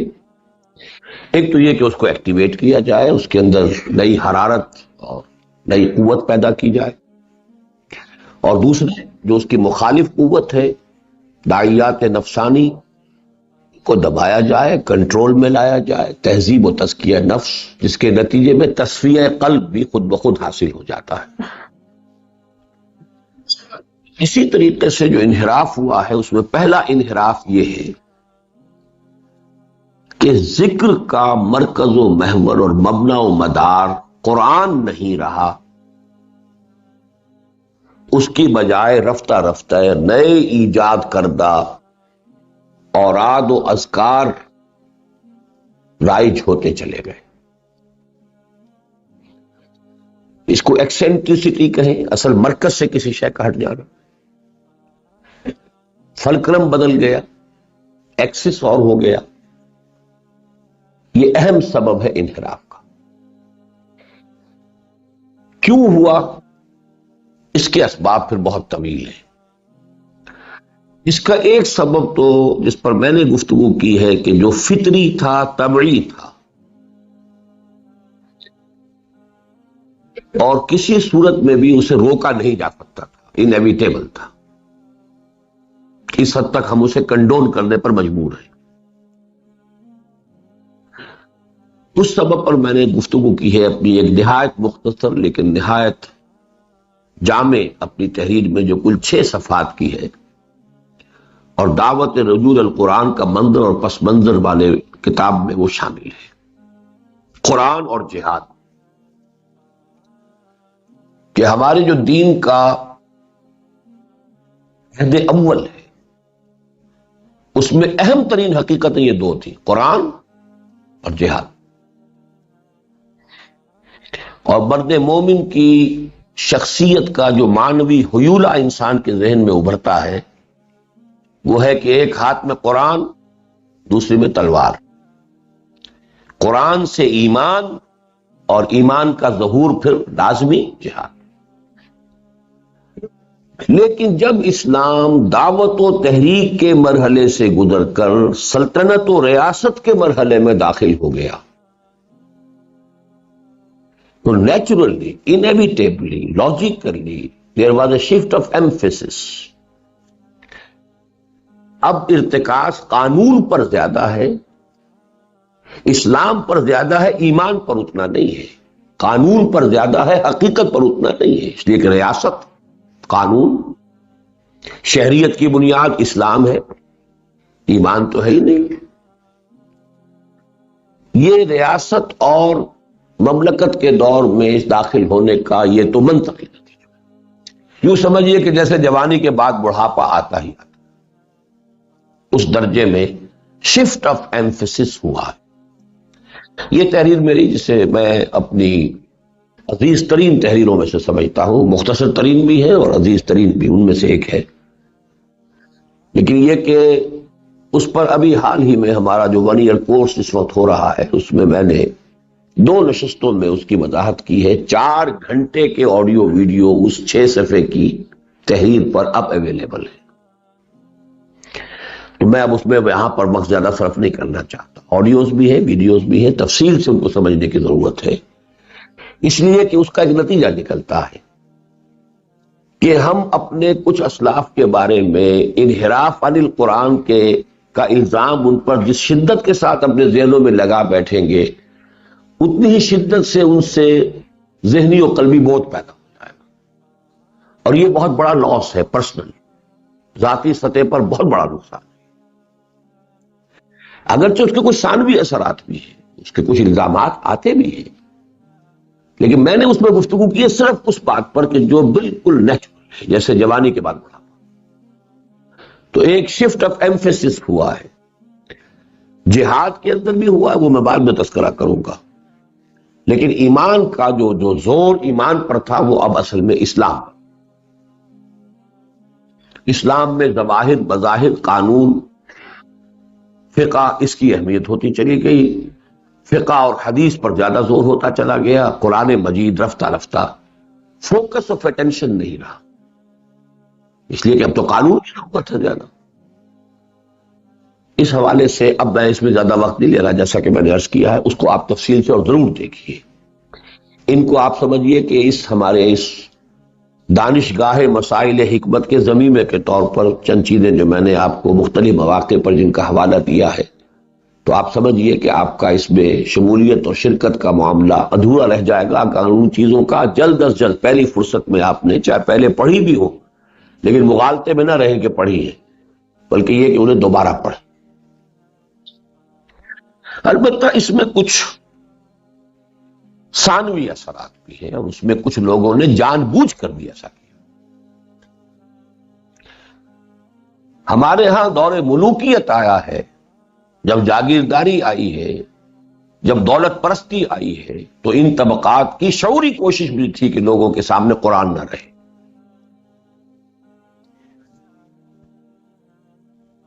چشم مسلم سے رہے پوشیدہ یہ آئیں تو خوب، اس لیے کہ جتنا وہ کھلے گا اتنا ہی ہمارے اوپر تنقیدی نگاہ اٹھے گی۔ قرآن کو بند، بہتر ہے کہ یہ کتاب بند رہے، اسے پڑھو حصول ثواب کے لیے۔ یہ معاملہ اور بھی کچھ، لیکن اس پر بھی میں اب آپ کو صرف حوالہ دے کر گزرنا چاہتا ہوں۔ چشتی صاحب نے اس پر ایک مقالہ لکھا تھا، بہت پہلے میں نے اسے شائع کیا تھا میثاق میں، ابھی حال ہی میں چند ہی ماہ ہوئے ہیں حکمت قرآن میں وہ پھر ریپروڈیوس، بہت قیمتی مقالہ ہے۔ مسلمانوں کے قرآن حکیم سے دوری کے اسباب، لیکن چشتی صاحب کے سامنے وہ سبب نہیں جو میں بیان کر چکا ہوں،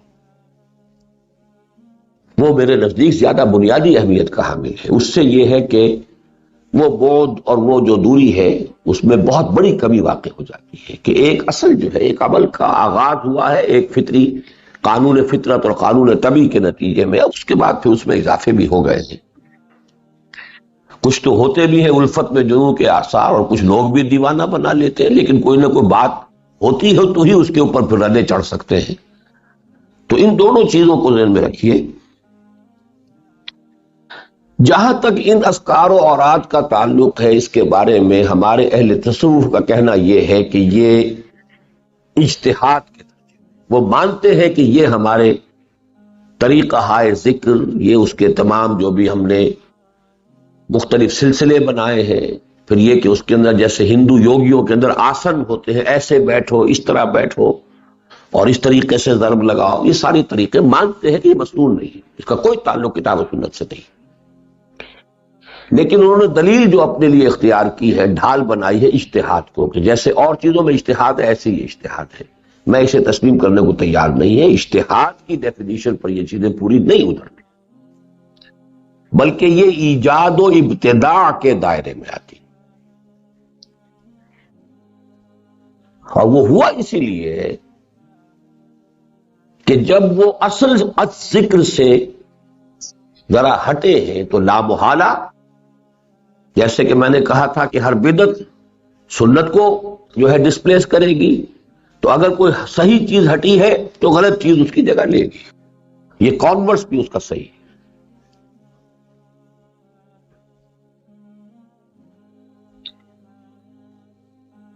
اس کے جو نتائج برآمد ہوئے،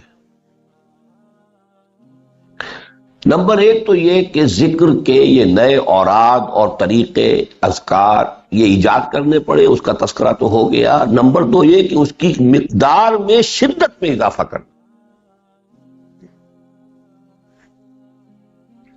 قرآن کی تاثیر، اس کی جو اپنی ایک کوالٹیٹیو حیثیت ہے، دوسروں کی کوانٹیٹیو مقدار بڑھا کر اس کے اندر جو ہے اس کی تلافی کی گئی ہے۔ ایسے ایسے مشقت طلب معاملات، اس لیے کہ ظاہر بات ہے کہ کوئی دوسرا یہ طریقہ جو ہے، چاہے وہ مجتہدانہ ہو اور چاہے مبتدعانہ ہو، قرآن کی سی تاثیر اس کے اندر پیدا نہیں ہو سکتی، لہذا اس میں آپ اس کی مقدار، اس کوالٹی کی کمی کو آپ کو کوانٹیٹی سے کمپنسیٹ کرنا۔ اس سے بھی زیادہ خطرناک نتیجہ یہ برآمد ہوا کہ جب ایک اس پہلو سے بھی قرآن اور پیچھے چلا گیا، دیکھیے ایک وشس سرکل ہوتا ہے، ایک طبعی سبب کی وجہ سے قرآن پر سے ایمفیسس کم ہو گیا، ایمفیسس کم ہو گیا تو روحانی پیاس ان اذکار کے ذریعے سے بجھنی شروع ہو گئی، قرآن پھر اور پیچھے چلا گیا اور اذکار رفتہ ہو گیا۔ اس کا جو سب سے خطرناک نتیجہ نکلا کہ قرآن کے فکر اور فلسفے سے بھی دوری ہو گئی۔ قرآن صرف ذکر نہیں دیتا تھا، انٹلیکچوئل ڈائمنشن بھی دیتا تھا، انسان کی انٹلیکچوئل پیاس، اس کی فلسفیانہ کویسٹ، فلسافیکل کویسٹ، اس کی نوسس، جس کو ہم گنوسس کہیں، اس کی جو اس کے اندر تھرسٹ ہے، قرآن تو وہ بھی تو دے رہا تھا نا۔ اب جب قرآن سے اور دوری ہوئی، یہ خلا جو ہے پھر سائیکلونز آئے ہیں، اور اب یہ فلسفہ اور یہ منطق، اور یوں سمجھیے کہ ہمارے سارے انٹلیکچوئل اس کے بعد سے جو ہے وہ ارسطو کا جو بھی فلسفے کا سلسلہ ہے، اور جو افلاطون کا اور نو افلاطونی سلسلے ہیں، شاہ ولی اللہ تک اس کی قید سے آزاد نہیں ہو سکے، اور شاہ ولی اللہ آزاد نہ ہو سکے تو اب اور کس کی بات کریں۔ یہاں تک کہ ہمارے علم الاخلاق کتابیں آپ پڑھیے تو اس میں وہی یونانی حکماء نے جو اصل بنا دیے ہیں کہ یہ ہے بنیادی اخلاقیات، وہاں سے گفتگو شروع ہوتی ہے۔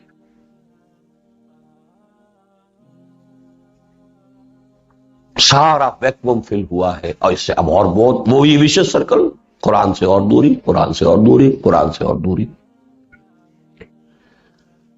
یہ گویا کہ ایک اعتبار سے میں نے آپ کے سامنے شرح رکھ دی اقبال کے اس شعر کی کہ خار از محجوری قرآن شدی۔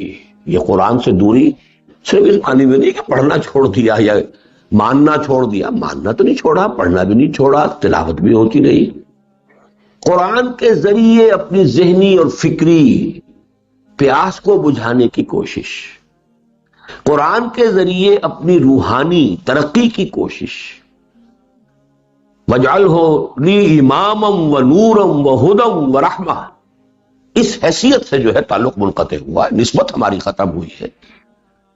خار از محجوری قرآن شدی، شکوہ سنجے گردش دوران شدی، اے تو شبنم بر زمی افتندئی در بغل تاری کتابیں سے۔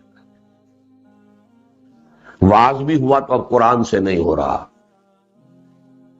واعظ دستاں گنو افسانہ بند، معنی او پس تو حرف او بلند، لفاظی انتہا کی مفہوم ہے ہی نہیں، نو ایسنس۔ از خطیب و دیلمی گفتارے او، با ضعیف و شاذ و مرسل کارے۔ ضعیف اور شاذ اور مرسل حدیثوں کے حوالے سے یا قصے کہانیاں یا صوفیاء کے جو مبالغہ آمیز کچھ سچے کچھ جھوٹے واقعات، سارا وعظ اسی سے ہوتا، اور وہ تبلیغی جماعت تک پہنچا ہوا ہے۔ فضائل کی کتابوں کے اندر اکثر و بیشتر بھربات جو ہے وہ ضعیف حدیث کی، اور اصول ہے یہ فضائل میں ضعیف حدیثوں میں کوئی حرج نہیں۔ تو سارا مبنا و مدار وعظ کا، نصیحت کا، از ضعیف و شاذ و مرسل کارے، ساری بحث ہے ہی ضعیف اور شاذ اور مرسل احادیث۔ اقبال نے معلوم ہوتا ہے اصول حدیث پڑھے ہوئے تھے، با ضعیف و شاذ و مرسل کارے، از خطیب و دیلمی گفتارے، یا اس میں اضافہ ہوا مولانا روم کے اشعار کا، لہک لہک کر، اب تو وہ بھی گیا دور۔ اسی طرح تزکیہ نفس، صوفی پشمینہ پوش حال مست، از شراب نغمہ قوال مست، آتش از شیر عراقی در دلش، در نمی سازد بقرآن محفلش۔ صوفی کے محفل میں قرآن کا ذکر نہیں ہوگا، اس میں سازگاری ہی نہیں، موافقت ہی نہیں۔ ہاں حافظ کا شعر ہے تو حال آ جائے گا، اور عراقی کا کوئی شعر ہے تو پتہ نہیں کیا ہو جائے گا، وہ تو آگ بھر جائے گی۔ آتش از شیر عراقی در دلش، یہ ہے پہلا سبب، اور یہ سبب بھی بیان ہو گیا، اور انحراف ہوا کہ ذکر کا اصل مبنا، مدار، مرکز و محور یہ نہیں ہوا کہ ذکر ختم ہو گیا، ذکر تو چلا آ رہا ہے، لیکن اس کا مبنا، مدار، مرکز و محور شفٹ ہو گیا قرآن کی بجائے جیسے اذکار، اور اس میں اب اصل ذکر وہ شمار ہوتا ہے کہ جو ذکر در حقیقت اس کی کوئی سند، کوئی سراغ، اور وہ تسلیم کرتے ہیں۔ یہ دلائل السلوک نامی ایک کتاب ہے جو ہمارے مولانا محمد اکرم آوان صاحب کے جو مرشد مولانا علی یار چکرالوی صاحب کے، انہوں نے اس کو اجتہاد قرار دیا، مانا ہے کہ یہ مسنون نہیں ہے طریقہ، لیکن اجتہاد ہے۔ تو یہ آئی بیگ ٹو ڈیفر، اس میں وہ یہ اجتہاد نہیں ہے، ابتداء ہے، ایجاد ہے، ابتداء ہے۔ یہاں میں ایک چیز رہ گئی تھی بیان کرنے میں، وہ بھی بیان کر دوں۔ ہمیشہ میں ذکر کے لیے اپنے دروس میں 4 چیزیں بیان کیا کرتا تھا، آج 3 کی صرف اس وقت جب گفتگو ہو رہی تھی۔ از ذکر قرآن، پھر جامع ترین ذکر نماز، پھر اذکار مسنونہ معمولات کے ساتھ، اور یا وہ جو بھی تسبیحات آپ نے بتائی ہیں، تسبیح فاطمہ وغیرہ جو آپ سے ہیں وہ مسنونہ ہیں۔ چوتھا ہوتا ہے پی پرٹیکولر پرسنز کے لیے پریسکرپشنز۔ یہ اصل میں معالجہ نفس کا ایک سلسلہ ہے، یہ ذکر کا وہ مثبت جو ہے بحث، اس لیے میں نے اس کو جان بوجھ کر اس میں شامل نہیں کیا تھا۔ یہ مخالفت نفس جو ہے اس کے تحت اس کو ایڈ کیجئے کہ کوئی شخص، جیسے مثلا آج کل جو بھی سائیکالوجسٹ ہوتے ہیں، کوئی ماہر ہے نفسیات انسانی کا، اور وہ کسی پرٹیکولر پرسن کا تجزیہ کر سکتا ہے، تشخیص کر سکتا ہے کہ محرکات و داعیات نفس میں سے اس پر خاص طور پر کس چیز کا غلبہ ہے. اس لیے کہ مختلف مزاج اللہ تعالیٰ نے بنائے. کسی پر شہوت کا غلبہ زیادہ ہے، مال وال کی اسے اتنی حرص نہیں ہے، شہوت کا غلبہ. کسی پر یہ کہ اصل چیز ہی پیسہ ہے اس کے لیے، باقی اور کسی چیز میں بھی اس کے لیے کوئی دلچسپی نہیں، کوئی لذت نہیں، پیسہ چاہیے. وہ ایسے لوگ ہیں جن کی شہرت ہے اصل شے، دولت بھی ساری خرچ کر دیں گے اور سب کچھ جو ہے قربان کر دیں گے، اصل شے شہرت چاہیے یا کسی کو وجاہت چاہیے، کوئی اقتدار. اس کے لیے پرٹیکولرلی اذکار تجویز کرنا، وہ اصل میں پھر ہے اصل میں معالجہ، پریسکرپشن ہوتی ہے وہ. لیکن یہ کہ اس کو مستقل نظام بنا دینا یہ حماقت ہے. مستقل نظام تو وہی ہوگا جو محمد عربی صلی اللہ علیہ وسلم. اگرچہ ان میں بھی آپ نے بعض لوگوں کو پرٹیکولر پرسنز کی حیثیت جو چیزیں بتائی ہیں وہ اس چوتھی کیٹیگری میں آئی، تو وہاں دیکھنا ہوگا کہ حضور نے کس کس قسم کی چیزیں تجویز کی ہیں. بہرحال اس کو وہ جو ایک خلا تھا میں نے چاہا کہ وہ بھی پور ہو جائے. دوسرا انحراف، وہ جو مخالفت نفس کی چیزیں میں نے گنوائی تھیں اس میں سے جو آخری تھی جامع ترین جہاد، وہ خارج. اس میں بھی ایک تو اس کا سبب جو تھا وہ بالکل فطری اور طبیعی، وہی جوانی سے بڑھاپا آنے کی تعبیر، اسی کی تمثیل، اسی کا مثال. اس لیے کہ جب تک تحریک اور دعوت کا مرحلہ ہوتا ہے جہاد فرض عین رہتا ہے، اس لیے کہ وہ تو ہر جہاد ہے، اس میں دعوت و تبلیغ ہے، جہاد ہے، نظم کی پابندی ہو رہی ہے، جہاد ہے. پھر یہ کہ جو آخری مرحلے پر کنفرنٹریشن بھی آ رہی ہے تو وہ کسی اور انداز کا ہے معاملہ. ریاست بن گئی تو اب جو ہے وہ جہاد سمٹ کر رہ گیا، یا تو قتال، مملکت کی حدود کی حفاظت، اور بس پڑے تو توسیع. یہ اب جہاد ہے اور یہ فرض کفایہ ہے. تو گیا وہ ایک طرف تو ذہن سے ویسے ہی ہٹ گیا. لہذا سارا زور، ایک تو یہ نا کہ خلافت راشدہ میں بھی ایک کمی آ گئی، اس لیے کہ اب تو ظاہر بات ہے کہ ادھر سے حضرت عمر نے فرمایا کہ وہاں ضرورت ہے، محاذ پر اتنے آدمی چاہیے، نکل آئے، بس فرض کفایہ سب کی طرف سے ہو گیا. باقی اب جو یہاں پر بیٹھے ہیں، میں نے ہمیشہ کہا ہے کہ یہ تقرب بالنوافل کا مرحلہ جو ہے ان لوگوں کے لیے بالکل ٹھیک ہے.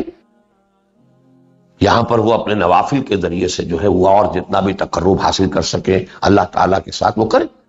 یا یہ کہ اب ان کے لیے ایک بہت بڑی جو ہے وہ جامع جو عبادت ہے مخالفت نفس کے لیے وہ حج. لیکن یہ کہ جب کہ ابھی وہ جد و جہد جاری تھی تو مسئلہ اور تھا بالکل. وہ جہاد اس وقت فرض عین کے درجے میں تھا. لیکن اس کے بعد جو مسئلہ ہوا ہے کہ جب خلافت راشدہ بھی ختم ہو گئی، مسئلہ دوہرا ہو گیا. اب نظام ظالمانہ آ گیا ہے، یوزرپرس. ان کے خلاف جہاد ہونا چاہیے تھا نظری طور پر، عملی طور پر دو رکاوٹوں کی وجہ سے نہیں ہوا. ایک رکاوٹ کہ فاسق و فاجر مسلمان حکمرانوں کے خلاف قتال کا جہاں تک تعلق ہے بعض لوگوں کے نزدیک تو حرام مطلق ہے جب تک کہ وہ کفر کا حکم نہ دے.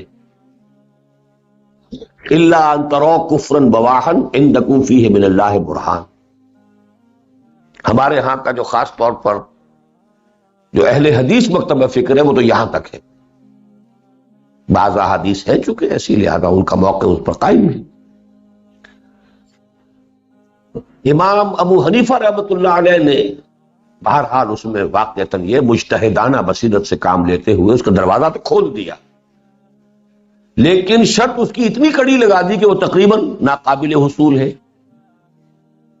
ناقابل حصول کیوں ہے یہ دوسرا سبب کے طور پر گن لیجئے. اس لیے کہ وہاں وہ شہری حقوق کا تصور ہی نہیں تھا.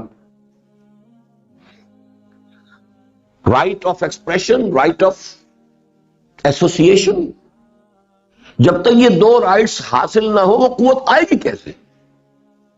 وہ تو جہاں بھی معلوم ہوگا کیسا ہو رہا ہے وہ بغاوت سمجھی جائے گی. اور بغاوت کا مطلب یہ ہے کہ وہ قتال کا مسئلہ ہے. یہ دو اسباب تجزیہ کر کے اچھی طرح سمجھ لیجیے.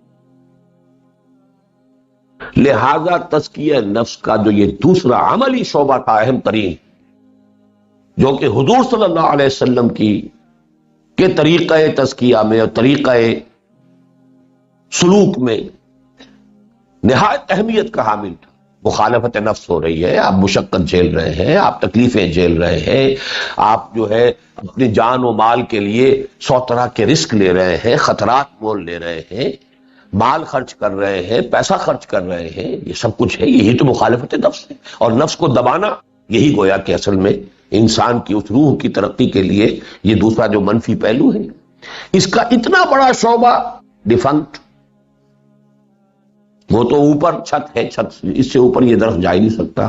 اس کو میں کہا کرتا ہوں لامحالہ ایک درخت جو ہے اگر وہ کسی چھت کے نیچے ہے تو جا کر اوپر مڑ جائے گا، اوپر تو نہیں جا سکتا. تو وہ جو ملوکیت کا دور ہے وہ ایک ایسی چھت کے مانند بن گیا کہ جس کو ریکنسائل کرنا پڑتا ہے. You have to live under this roof. وہ مخالفت نفس کا ایک اہم شعبہ جب بند ہوا، اس کے حصے کا بھی سارا بوجھ اب اوراد پر اور اذکار پر اور نئے مراقبوں پر، نئے چلوں پر آخر کرنا تو ہے. اس لیے کہ سارا دور اب مجاہدہ نفس پر آ گیا.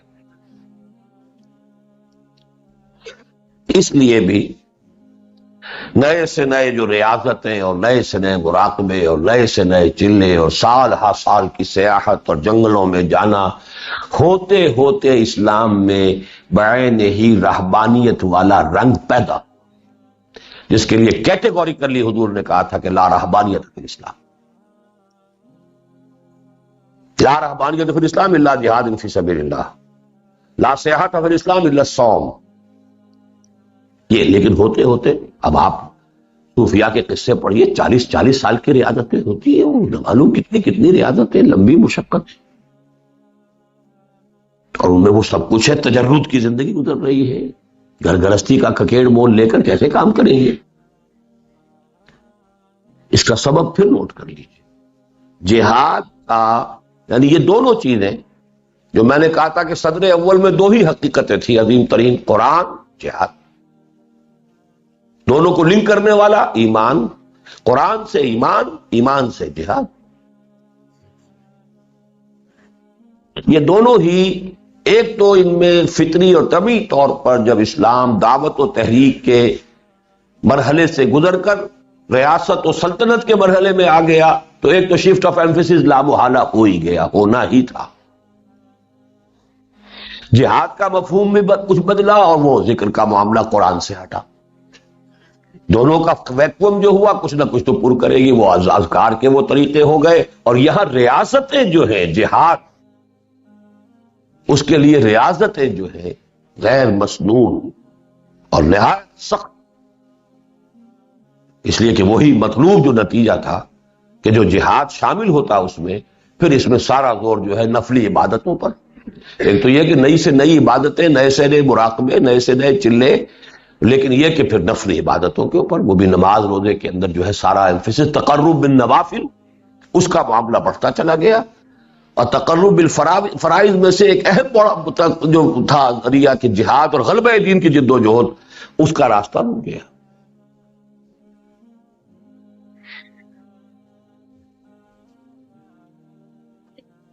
اب آئیے کہ اس کا علاج کیا ہے. از خود ظاہر ہے، تشخیص اگر ہو گئی ہے تو علاج بھی ظاہر ہے. علاج کیا ہوگا؟ العود الی البت،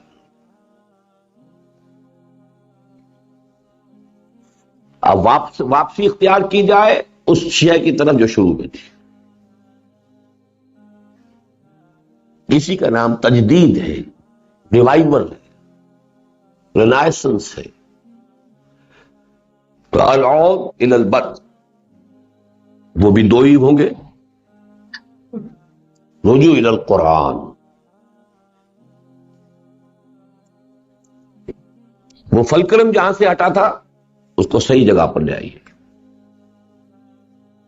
سینٹر آف ایمفیسس جو ایکسینٹرک ہو گیا معاملہ،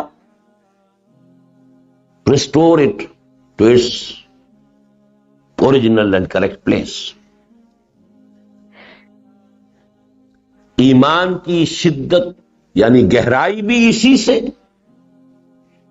اور اس کی گہرائی اور وسعت یعنی انٹلیکچوئل ایلیمنٹ، معرفت کی پیاس، وہ بھی اسی سے۔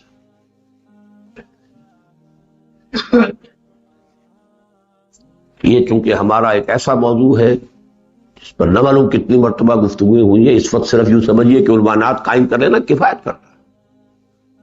چوں بجاں در رفت جہاں دیگر شود،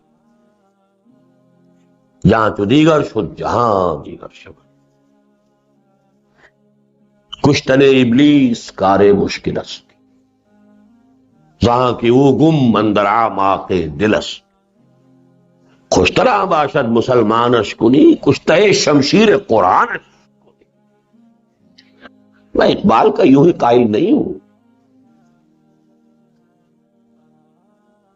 میں تو حیران ہوا کرتا ہوں اس شخص کی فکر کی بلندی، کہ یوں ہی میں نے اسے فکر اسلامی کا مجدد نہیں مان لیا۔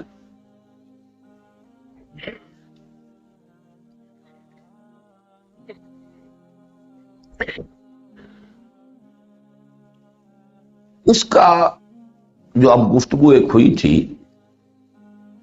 دیکھیے قرآن کا بھی ایک پہلو ہے repeat and repeat and repeat and repeat,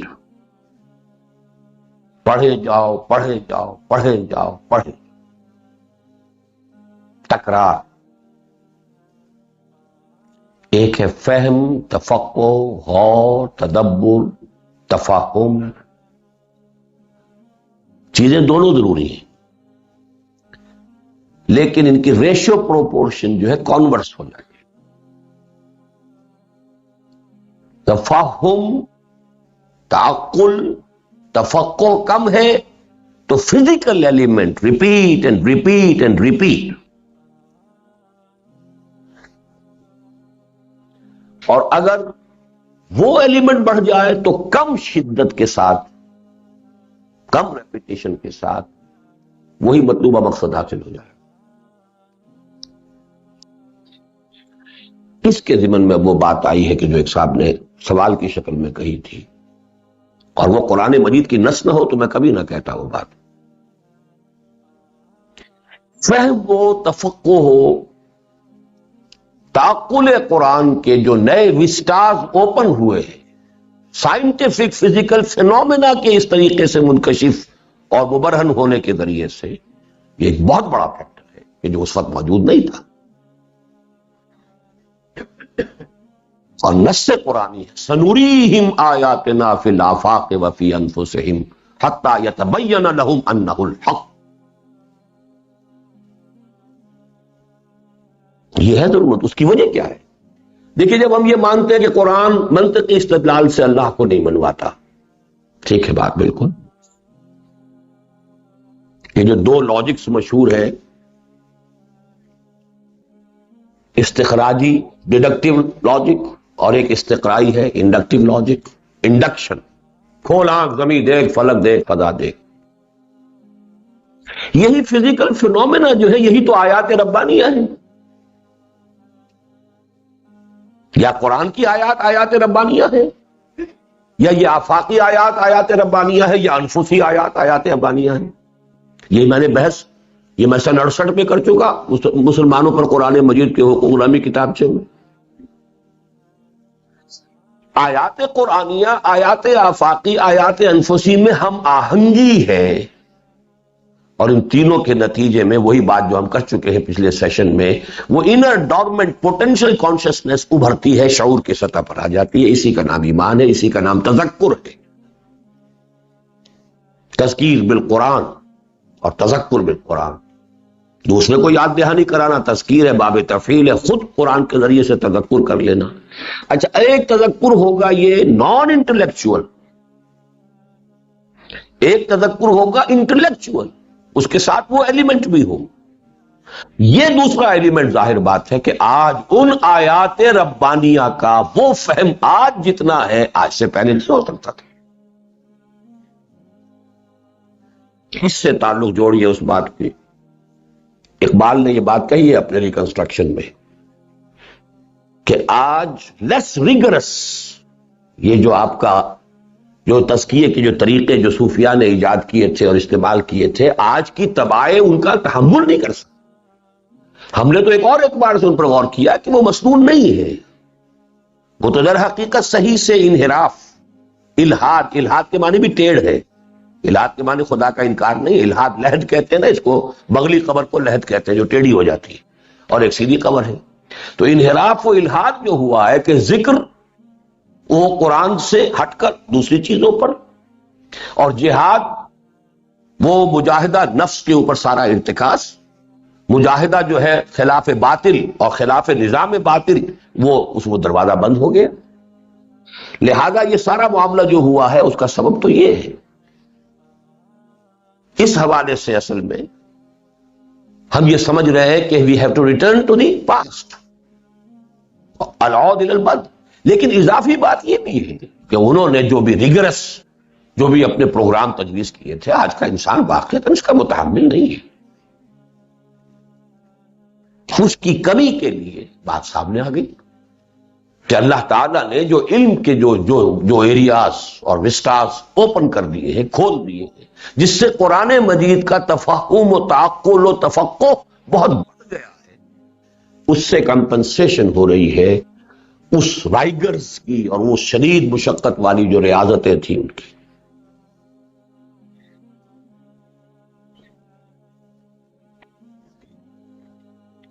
number 2، العود الی البد کا دوسرا پہلو کیا ہوگا؟ مخالفت نفس میں عبادات صرف تقرب بالفرائض کی حد تک،